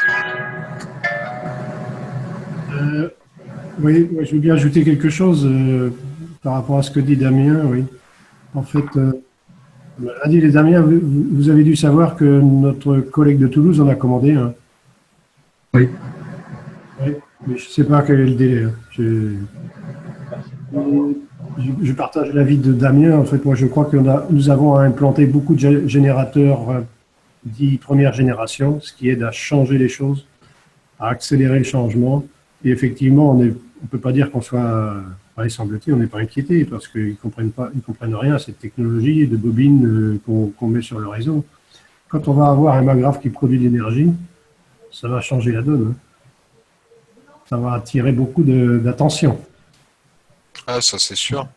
Et puis, de toute façon, tous ces magravs qui dégagent des champs plasma originels, tous ces produits de soins disséminés un peu partout, tout ça, ça communique aussi. Hein. C'est-à-dire que le champ plasma que va dégager le magrav entre la première semaine et le deuxième mois et un an après, il est exponentiel, hein, ça sera pas le même. Hein. Donc, toutes les maisons qui sont aussi englobées dans ce champ plasma après, aussi. C'est pareil. On parlait d'énergie électrique et énergie plasma. Moi, je mélange un peu les deux, mais pour moi, les deux sont étroitement liés. Mais moi, je suis certain, si tu veux, qu'avec un magrav, au bout d'un moment, l'influence qui s'en dégage va toucher les autres maisons, qui elles-mêmes vont se nano-côté, qui vont avoir une influence qui va se dégager, qui va nano-côté les autres encore ensuite à côté. Et tout ça, c'est exponentiel. Et tout ça, c'est l'environnement. C'est ce que parlait Adil tout à l'heure. Tout ça, ça a un temps, en fait. Il y a une procédure là-dessus. Il y a du temps à attendre.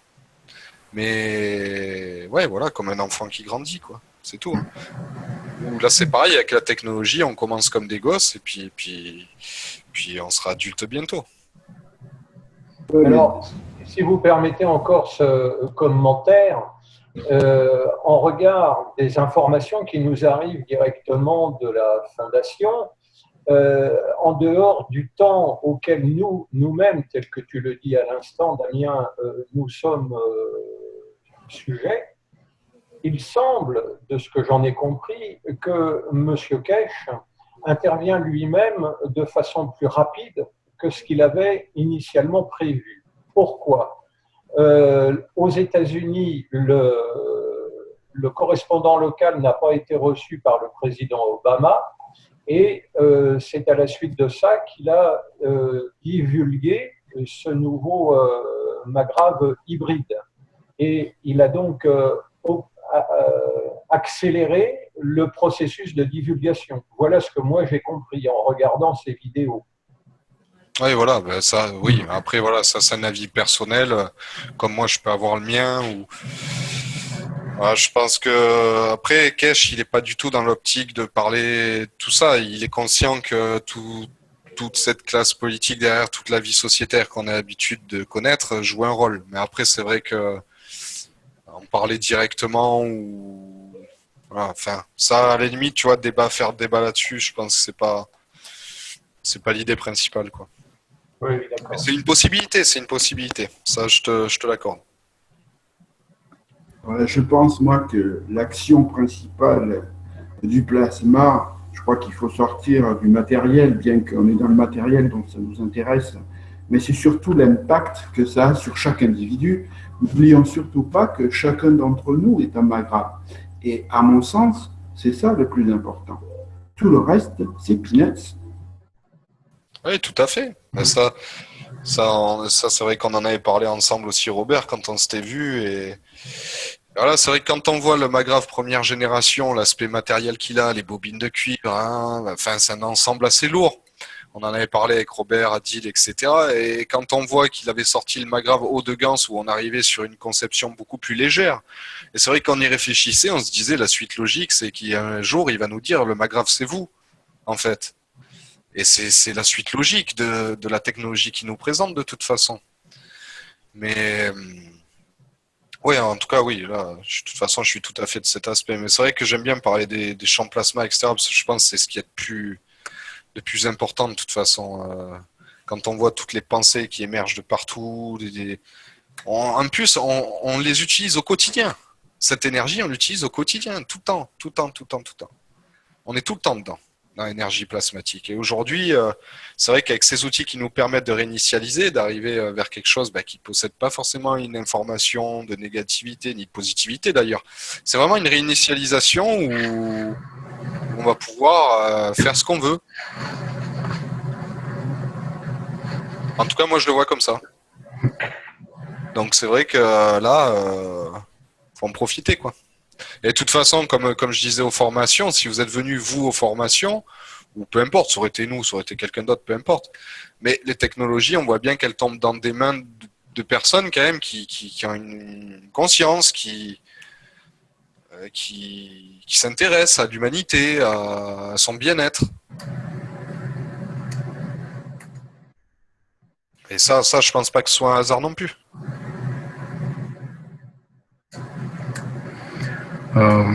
Moi, je propose de revenir aux questions-réponses. Donc, s'il y a des gens qui ont des questions à poser.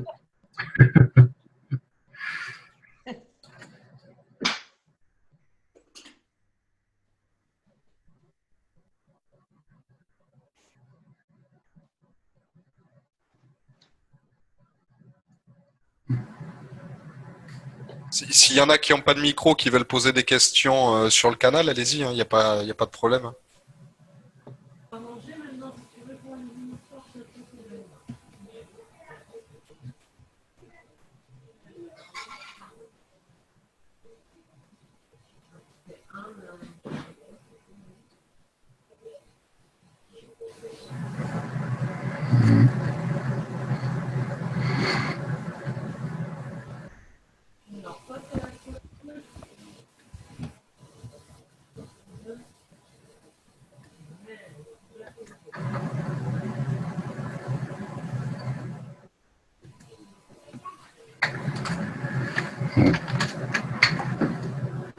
Il n'y a plus de questions, apparemment.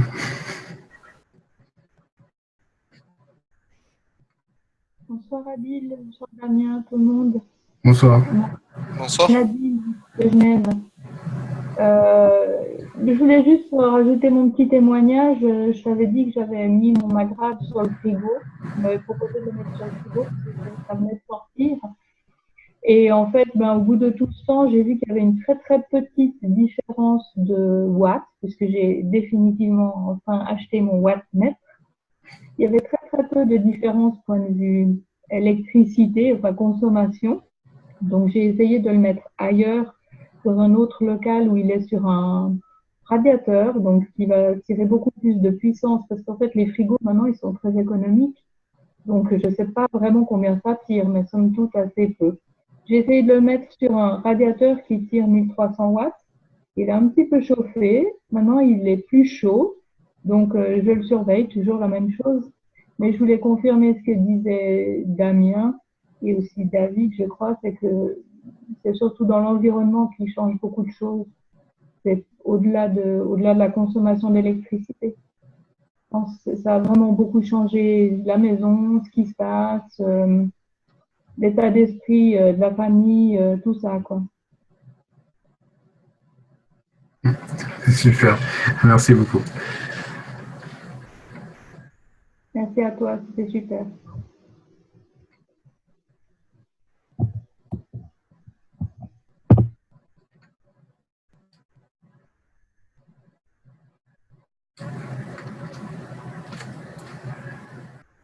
Si vous avez des choses à partager, n'hésitez pas non plus.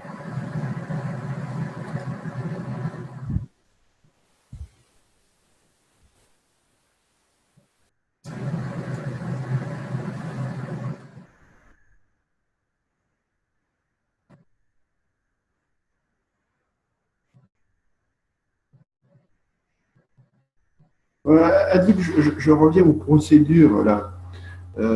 Tu as une idée comment dirais-je, de la date à laquelle elle pourrait sortir, à part les deux premières dont tu as parlé en début de réunion. En ce qui concerne les autres, tu attends donc une approbation.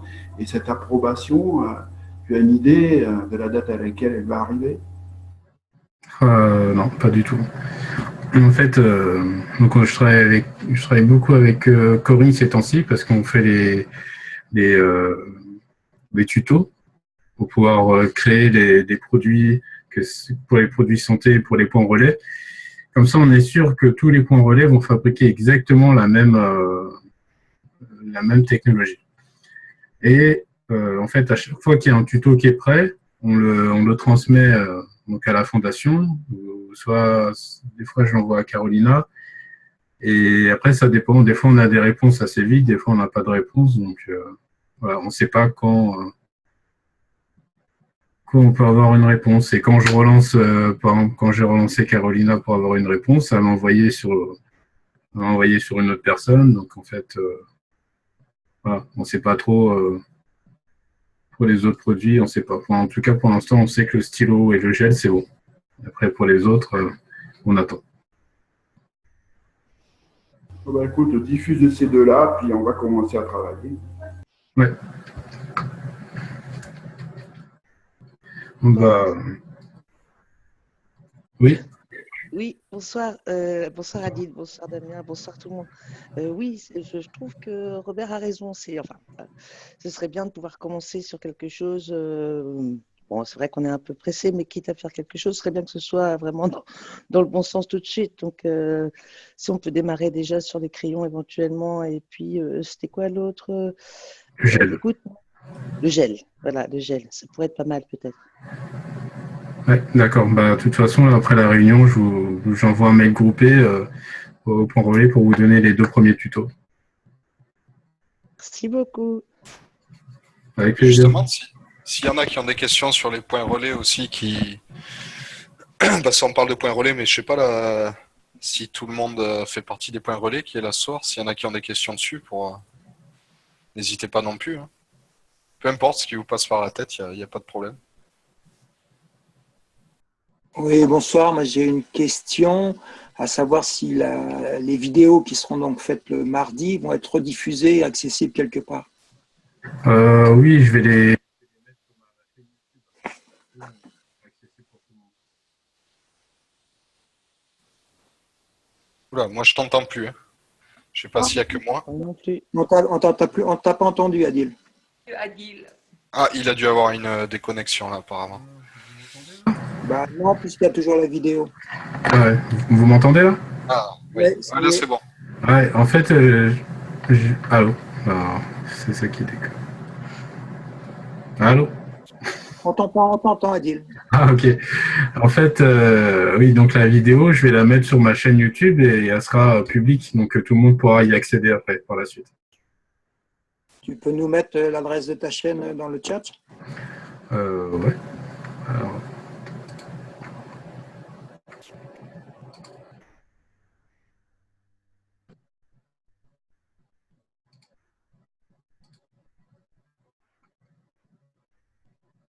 Question pour Adil.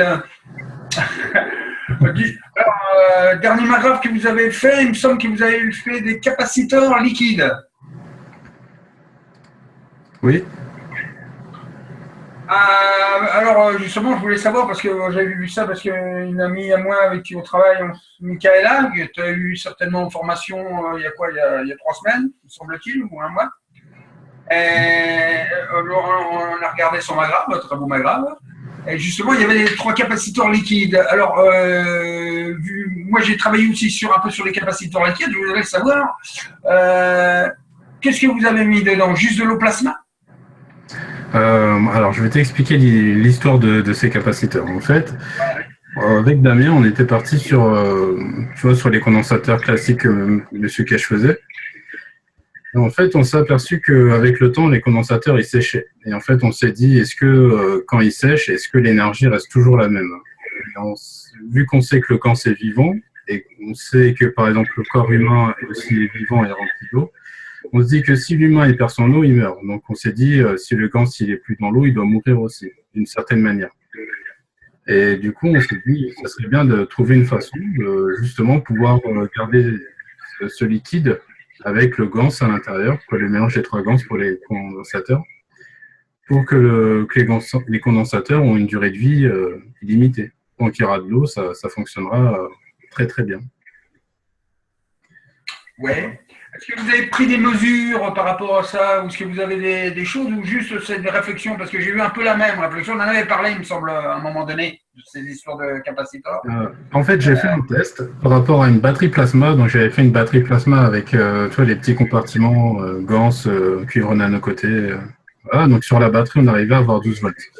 Et en fait, sur cette batterie-là, on a ajouté un condensateur donc qu'on faisait avant, donc le condensateur de la Fondation Cash avec le papier sulfurisé. Et on arrivait à mettre 1 volt. On arrivait à cultiver 1 volt dans ce condensateur-là. Et après, on a testé notre condensateur liquide et on a réussi à stocker 7 volts dedans. Donc, c'est lui qui nous disait que c'était beaucoup plus puissant que la première version. Alors, dans le liquide, qu'est-ce que tu mets? Alors, le liquide, c'est de l'eau distillée avec une goutte de gans, quoi, du mélange des 3 gans. D'accord. Ok. Voilà. Et pour le mélange des 3 gans, on met 50% de CO2 et 25-25 de CuO, CH3. D'accord. Ah, ok. Alors, moi, j'ai fabriqué un peu, parce que j'ai fait aussi des liquides. Moi, ça faisait fait d'artifice parce que ça sautait dès que je mettais le courant. Et puis après, il a fallu que je colmate tout ça. Donc, au final, moi, ce que j'ai fait, c'est un peu un mélange un peu de ce qui est raconté sur le Magrab de Douglas, plus d'autres trucs. On va dire une crème avec du gel d'électrode, avec du CuO, beaucoup de CuO. Et pas tant de l'eau plasma de CuO, mais quand même un petit peu de CuO avec un peu de gaz de CuO, plus du nanocotage, enfin comme ils appellent ça, des pétales, on va dire, des pétales de nanocote que j'ai gratté sur les fils et tout ça pour l'hyperconductibilité. Donc j'ai fabriqué un peu cette espèce de pâte là, enfin c'est liquide quand même, trop liquide même. Donc au début ça pétait dans tous les sens. Au final j'ai un peu curé, enfin j'ai bouché les 2 côtés avec justement du pistolet à colle. Alors, au final, jusqu'à que ça arrête de péter, quoi, à un moment donné, bon, j'ai complètement bouché tous les côtés pour pas que ça pète plus. Et bon, le système, il s'est mis doucement après, donc ça s'est calmé comme ça. Donc moi, j'ai testé ce système-là qui est quand même assez liquide, mais qui reste quand même, on est sur du gel hein, quand même. Bon, le gel électrode, l'électrode, donc c'est conductible, bon, ok. Plus les pétales de nanocoating en plus, bon, encore plus conductible. Le CuO, on sait qu'on s'en sert, si on en met plusieurs, on arrive quasiment à remplacer une batterie, si on met pas mal de tubes à essai avec justement ce principe de CuO, on arrive à obtenir les 12 volts. Donc bon, je me suis dit, bon, on va taper dans tous ces trucs-là pour essayer d'obtenir quand même quelque chose qui, et puis en plus, avec l'aluminium autour et tout le bordel, on est dans le système quasi batterie, hein. Voilà, je l'ai bossé, mais je l'ai bossé aussi dans un autre système, en fait, que j'ai piqué au Canadien, là-bas, la technique, je ne sais plus le nom, ça m'en reviendra plus tard, c'est pas grave, où c'est exactement ce que je viens de te dire, plus en fait, les spires au-dessus, alors il y a l'aluminium, plus les spires, et donc il y a 18 tours en anti-horaire et l'autre 18 tours en horaire. C'est-à-dire, c'est le même. Hein. C'est accroché. À un moment donné, je tourne 18 tours dans un sens et après, en le laissant accrocher, je tourne 18 tours dans l'autre. Tu vois à peu près? Oui, je vois ce que c'est. Voilà. Donc, tu as tout ça, donc le cerveau plus la coque, tout ça. Et ça, c'est un truc que je suis en train de tester en ce moment, que j'ai branché dans les prises. Justement, après, ma maison, elle est d'un côté, il faudra que j'essaie ça chez un voisin, mais bon. Non, je suis en train de tester ça. Justement, on en avait parlé la dernière fois, je ne sais pas si tu te rappelles. On avait abordé un peu le sujet là. Et voilà, et je suis sur des histoires de quasiment de plasma liquide au niveau des batteries, des choses comme ça. Je pense qu'il y a un travail à faire là-dessus. Qui me semble intéressant pour le développement de la technologie, toutes les technologies en définitive, parce que je suis même en train de réfléchir pour faire un matin complètement liquide. Ok. En fait, pour parler de la batterie plasma, nous on avait testé un truc. En fait, quand tu prends ta batterie plasma, tu as bien tes 12 volts, c'est instantané. Hein. Dès que tu mets l'eau salée dans tous les bacs, au dernier bac, tu as 12 volts. Et ce qu'on a testé, c'est mettre une charge. Donc, on avait mis une petite ampoule LED et l'ampoule LED, elle s'allume. Mais à partir du moment où les 12 watts sont consommés, les 12 volts, je veux dire, 12 watts sont consommés, la LED s'éteint. Dès que tu enlèves la charge, la batterie remonte très vite. C'est pratiquement instantané, tu remontes à 12. Et en fait, on s'est dit, ouais, il faudrait trouver une façon pour essayer de temporiser sur les 12 volts, en fait. Et ce qu'on a fait, c'est qu'on a mis 2 magravs en série, et donc on a mis la batterie, 2 magravs en série, et à la sortie, on arrivait bien à avoir toujours les 12 volts, et là, la batterie, elle se vidait plus, par contre. Et là, on arrivait à faire tourner un petit ventilateur 12 volts d'ordinateur, et il tournait longtemps. Mmh. Il y avait... Sans que la batterie se décharge. Voilà, sans que la batterie se décharge.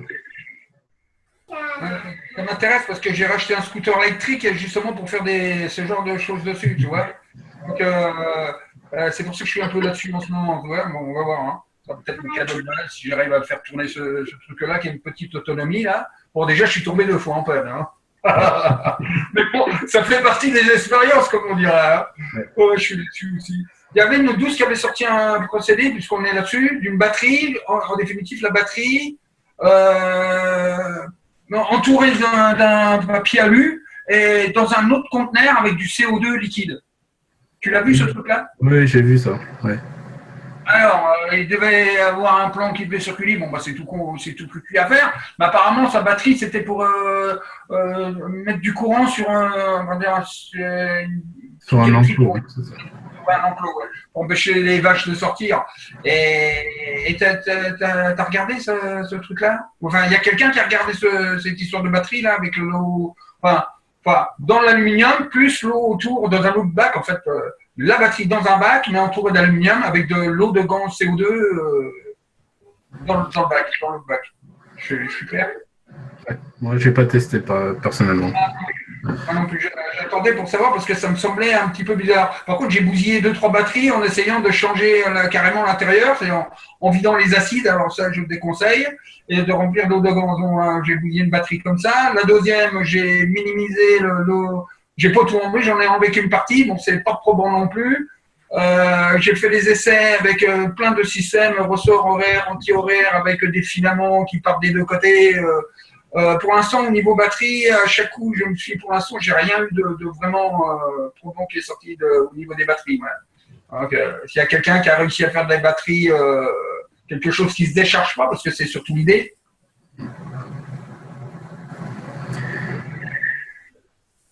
Je pense qu'il y a aussi un boulot à faire sur les condensateurs, David, parce que c'est là, du coup, que la charge va s'accumuler.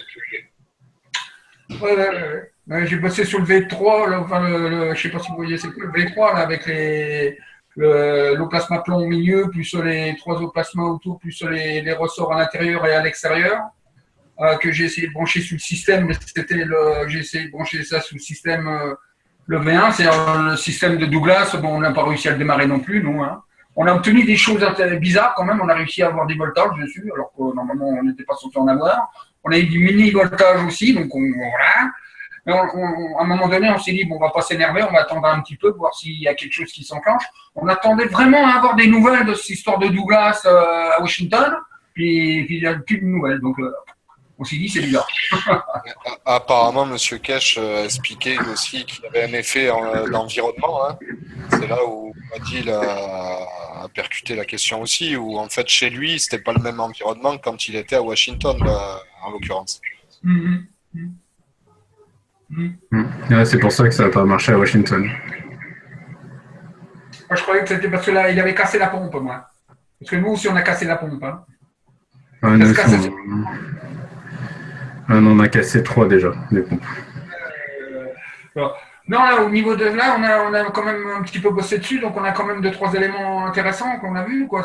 Bon, la première, déjà, c'est que, eux, ils sont sur une base de 110, mais on est déjà sur du 220, donc c'était que ça. Ensuite, il y a l'histoire des compresseurs, là, c'est cette histoire de boucle. Il fallait un compresseur un plus puissant, enfin, un plus faible, un plus puissant. On est encore dans le système, le fort donne au faible, le faible redonne au fort, et puis c'est comme ça que la boucle se met en match. Qu'en définitive, on était sur des milliampères, c'est-à-dire que le système, il démarrait avec des milliampères. En fait, et puis après, on n'était pas sur du 50 Hz, mais sur du 60 Hz. Donc, ça fait beaucoup d'éléments. Pour démarrer un truc, on a récupéré encore une autre pompe pour essayer de redémarrer le système, parce que je pense qu'il ne faut pas lâcher l'affaire. Mais ça fait beaucoup d'éléments et il nous manque des éléments. Et en fait, c'est pour ça que je disais, c'est étonnant que Douglas, on n'ait pas eu plus d'éléments que ça. À un moment donné, on n'a plus de nouvelles, quoi. C'est dommage qu'on n'ait pas eu plus de nouvelles.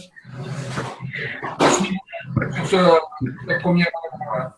Bah, en fait, je vais expliquer un truc vite fait.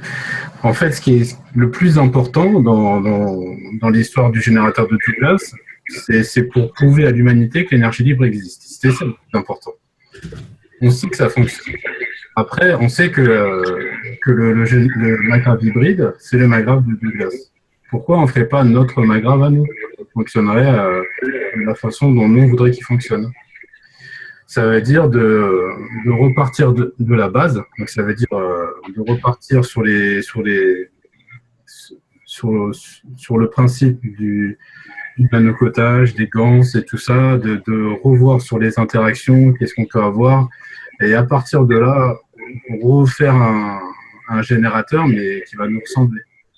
Parce que je sais que, en tout cas à l'époque où Douglas a dévoilé son générateur, M. Kesh expliquait qu'il y avait déjà 5 générateurs d'énergie libre sur la planète et qu'ils étaient tous différents. Donc en fait, ça veut dire que tout le monde peut créer son générateur et que tous les générateurs peuvent être différents. Il n'y a pas vraiment de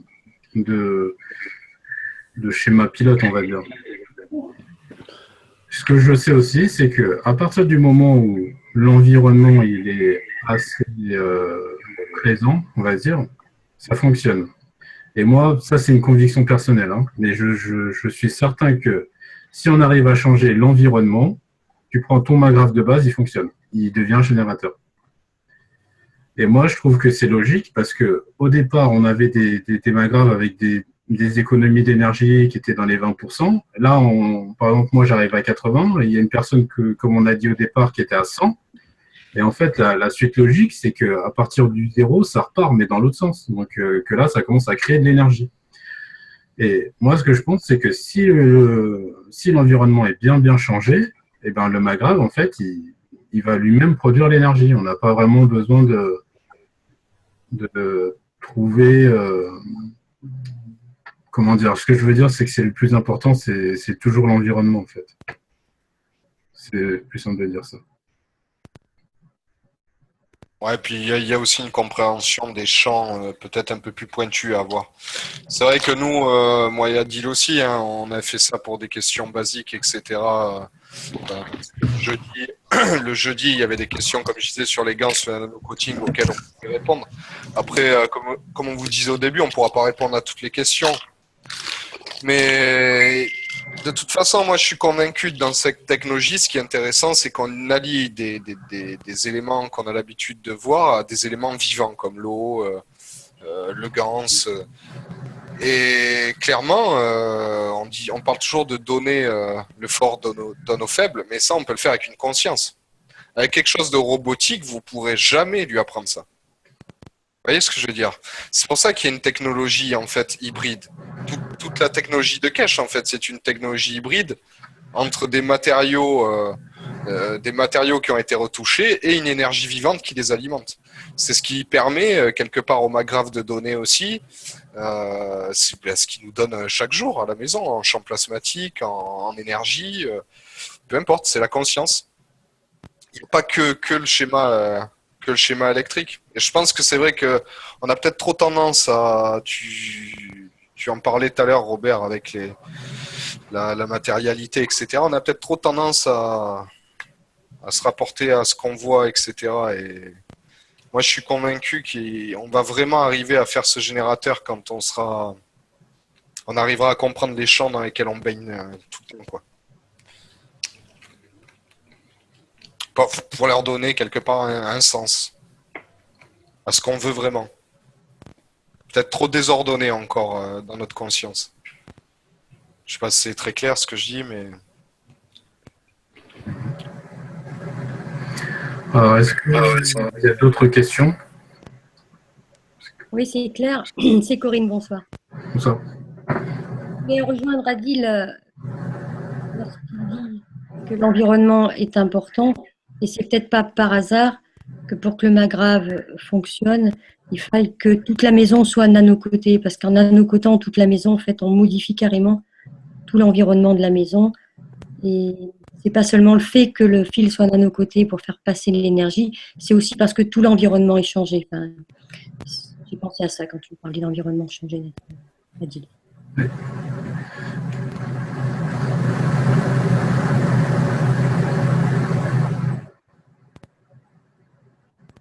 Bonsoir tout le monde, bonsoir Adil. Bonsoir. Bonsoir. Comment allez-vous? Ça va très bien. Bon. Ça va. Pendant qu'on parle de ça, j'ai reçu un message de Carolina aujourd'hui et je pense que ce serait peut-être bien de le partager avec vous, si tu me permets. Oui. Si quelqu'un comme Robert, par exemple, qui parle très bien anglais, pouvait le traduire, ce serait fabuleux.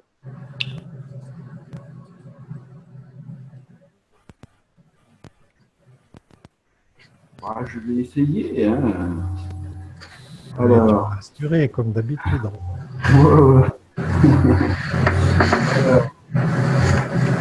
Bon, les gens doivent commencer à construire leur vaisseau spatial.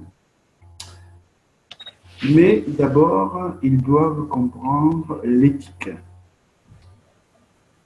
Et pas seulement la manière de le créer, ce vaisseau spatial. Bon, l'éthique est plus importante. Donc, vous devez comprendre que avant de démarrer cette construction, vous devez réaliser que vous allez créer une âme, une nouvelle existence, un nouvel être. Ainsi, les gens ont besoin d'apprendre à respecter cette nouvelle création et pas seulement construire quelque chose qui va leur servir, mais respecter ce qu'ils vont créer. Alors, I responded, donc je réponds, ou j'ai répondu, je ne sais pas trop comment le traduire. Donc, de nombreuses questions se font jour pour commencer une telle création.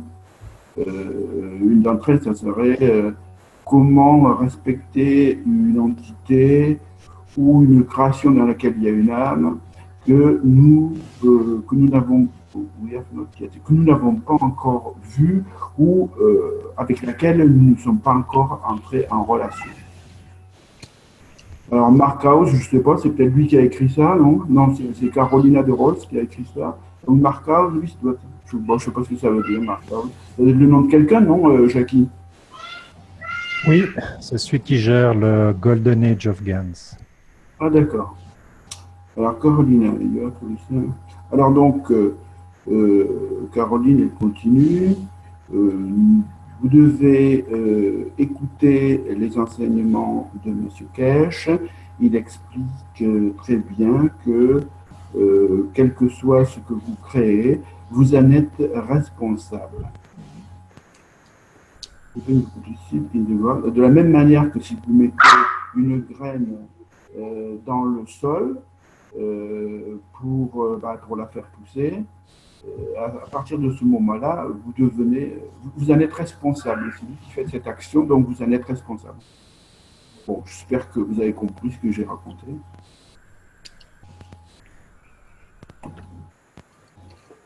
Voilà, et je pense que ça répond à pas mal des belles choses que vous avez dit en ce moment, où je pense que beaucoup de personnes ont dit des choses très très justes, et là on a la confirmation de ce qui a été décrit ce soir. Voilà, on est responsable de notre création. Pardon? Oui, je dis, en résumé, on est responsable de notre création, quoi. Exactement. Et pour répondre par rapport au générateur, bon, je l'avais déjà expliqué un petit peu le jeudi, mais je pense que c'est important de le répéter. Quand M. Kesh, il était à Rome, en fait, il nous a bien expliqué que tout ce qui avait à voir avec comment on va mettre la paix sur la planète, comment s'occuper des gouvernements, ça c'était sa responsabilité, lui allait faire ça. Nous, notre responsabilité en tant que chercheurs de connaissances, en tant que personnes qui sont impliquées dans la Fondation Kesh, c'est d'appliquer au mieux les données et de commencer à décider ce qu'on veut et créer ce qu'on veut. Par contre, tout ce qui a à voir avec les gouvernements, comment s'y prendre avec les gouvernements, ça c'est la tâche de M. Kesh.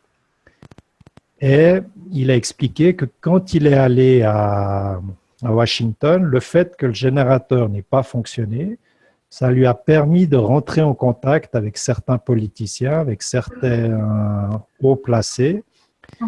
Et d'après ce qui sortait, c'est qu'ils étaient tombés sur un accord.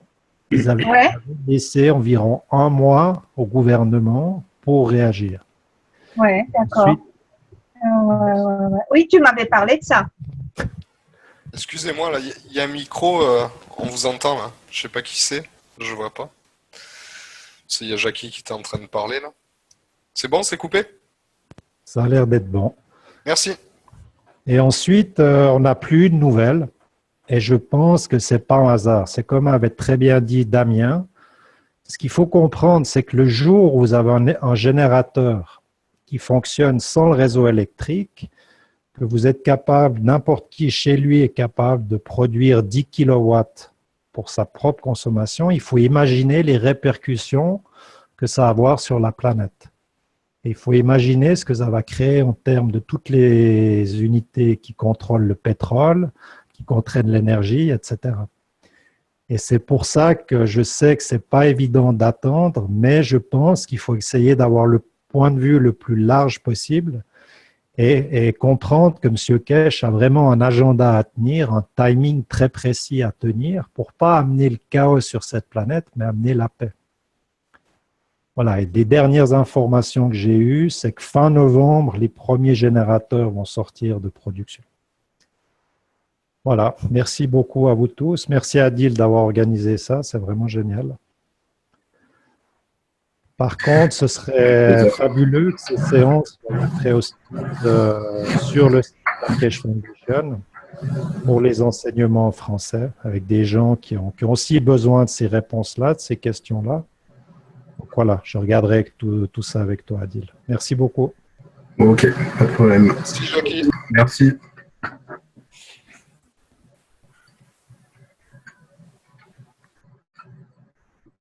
Alors, j'ai ajouté dans le chat ma chaîne YouTube, mais pour l'instant, il n'y a pas encore les vidéos. Hein. Quand je l'aurai mise, je vous tiendrai au courant. Oui, je viens de voir là un instant. Merci, Adil. Avec plaisir. Bon, bah, je crois que si plus personne n'a de questions, moi déjà, je voudrais remercier tous les points relais. Parce que grâce aux points relais, c'est grâce à eux que tout est possible ce soir. Parce qu'ils ont payé l'abonnement de Zoom. Donc, on a tous cotisé et on a payé l'abonnement Zoom pour pouvoir avoir un point de ralliement, on va dire, pour qu'on puisse partager Et je trouve que cette soirée était magnifique parce que justement, on a pu partager, discuter, tout s'est très bien passé et je trouve que c'était super. Et du coup, on va remettre ça mardi prochain, pareil à la même heure. On remettra ça et puis tous ceux qui sont toujours intéressés, qui ont des questions et tout, toujours revenez, n'hésitez pas à revenir parce que de toute façon, le plus important, c'est le partage. Et au-delà de la technologie, ce que nous permet Monsieur Kesh, c'est justement de nous rassembler et de rassembler l'humanité. Là, on parle plus de pays, on parle plus de nation. C'est, comme il a dit, c'est une nation, voilà, c'est ça, une nation, une race, un peuple. Ouais, dans le slogan, c'est bien décrit. Une race, une planète, une nation. Et puis, toujours ce rapport à la responsabilité, on en parlait au début avec l'huile de coco et la cendre, où on disait, oui, ça n'a pas été approuvé par la fondation. Voilà, on se le partage et peu importe ce que ça donne chez nous, hein, on a la responsabilité de le faire ou pas. Ça, c'est une notion aussi vachement importante. Jackie est revenu dessus, il en parlait jeudi soir aussi. Et faut pas oublier que tout ce qu'on fait, il faut mettre un esprit dedans. La technologie elle-même, il y a un esprit à mettre dedans. On peut pas. À partir d'aujourd'hui, de toute façon, et les champs plasma qui bougent, il y a plus de triche possible. On peut pas. On le fait sur un plan humain, en fait. C'est le moment. Là, notre temps, il est arrivé. Et c'est grâce à vous tous ce soir qu'on avance encore à tout ce partage, au jeudi soir, au point relais, comme vient de le dire Adil. Et moi, je dis juste un grand merci à tout le monde et à mardi prochain et à bientôt et à jeudi peut-être aussi d'ailleurs. Et merci à tous. Merci à tout le monde.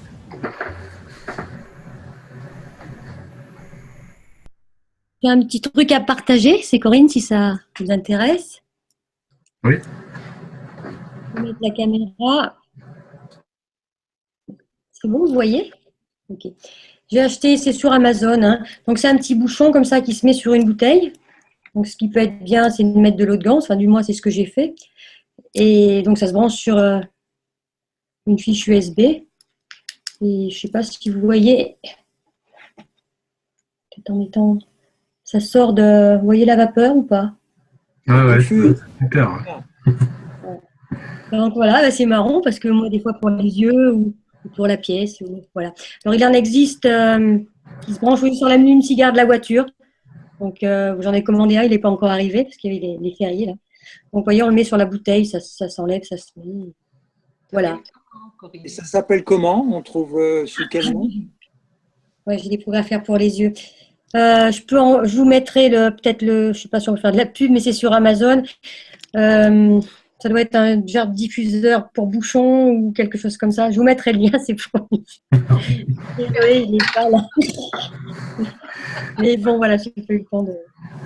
Et vous tapez sur Amazon, je ne sais pas, diffuseur. Ouais, je vous mettrai, je ne sais pas comme ça. Enfin, voilà. Merci, Corinne. C'est sympa, puis dans la voiture, de rien, avec plaisir, bien sûr. Oui, c'est un peu comme les diffuseurs d'huile essentielle, sauf que tu le fais directement avec ton eau de gans, quoi. Complètement. Alors, ça y est, ça me revient, c'est brumisateur, je crois, brumisateur. Ah oui, d'accord. Ouais, ça fait la vapeur, tu as l'huile essentielle et en plus, tu as la vapeur d'eau, enfin, voilà, d'eau de gans en l'occurrence. Ça humidifie en plus, c'est sympa. Tu peux mettre une odeur en plus si tu as envie. Hein. Et puis pour l'environnement, là, outre mesure, dans ta maison, c'est top, quoi.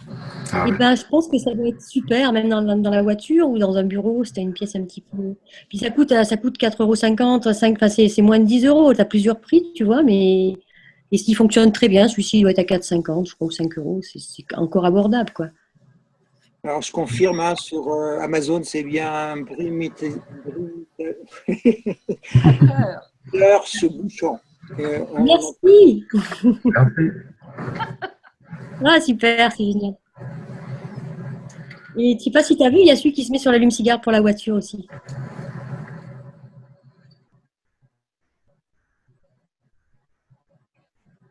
Adil? Oui. Je reviens juste une seconde sur Zoom, là. Moi, j'ai dû rater une étape. Hein. Donc, s'il faut participer, je suis d'accord. Ouais, merci beaucoup, mais maintenant c'est fait. Mais c'est pas grave. C'est Partie remise. ouais, voilà, c'est parti remise. On fera autre chose. Ouais, il n'y a pas de problème. Merci beaucoup. Bon, bah, je crois que pour ce soir, on peut s'arrêter là. Et je vous dis à lundi prochain. Il y a un autre petit truc aussi. Allez. Mémotechnique, ça vous intéresse aussi? Oui. Allez, c'est pour les bobines. Donc, je sais pas si, ouais. Donc, quand on tourne dans le sens anti-horaire, ça enroule le fil dans le sens anti-horaire. Et pour voir que sa bobine est bien, dans le bon sens, en fait, je sais pas si vous le voyez, ça fait un P, en fait. Vous voyez la lettre P, là, qui se dessine sur le... C'est pas top, mais regardez vos bobines qui sont bien enroulées, et ça dessine un P, si elle est enroulée dans le sens anti-horaire avec la visseuse, dans le sens dévissé. Donc, c'est mémotechnique. Je ne sais pas si vous voyez le P. Ouais, c'est ça. Ouais. Voilà. Et sinon, ça fait un Q dans l'autre sens. Mais voilà. Voilà, c'est un mémotechnique pour moi. Si ça peut être pour vous aussi, pourquoi pas. Merci Corinne. Merci. Et n'oubliez pas, Jackie en avait parlé aussi jeudi dernier. Je ne sais pas s'il est encore avec nous là ce soir, mais il y avait eu des questions. Et je vous parlais du nanocotage abîmé où il disait que, bon, plusieurs millions, j'avais peut-être un peu abusé, mais plusieurs milliers de couches nano. Et disait, bon, ben, est-ce que c'est vraiment important s'il y en manque un peu? Et après, on parlait du sens où on tourne les bobines.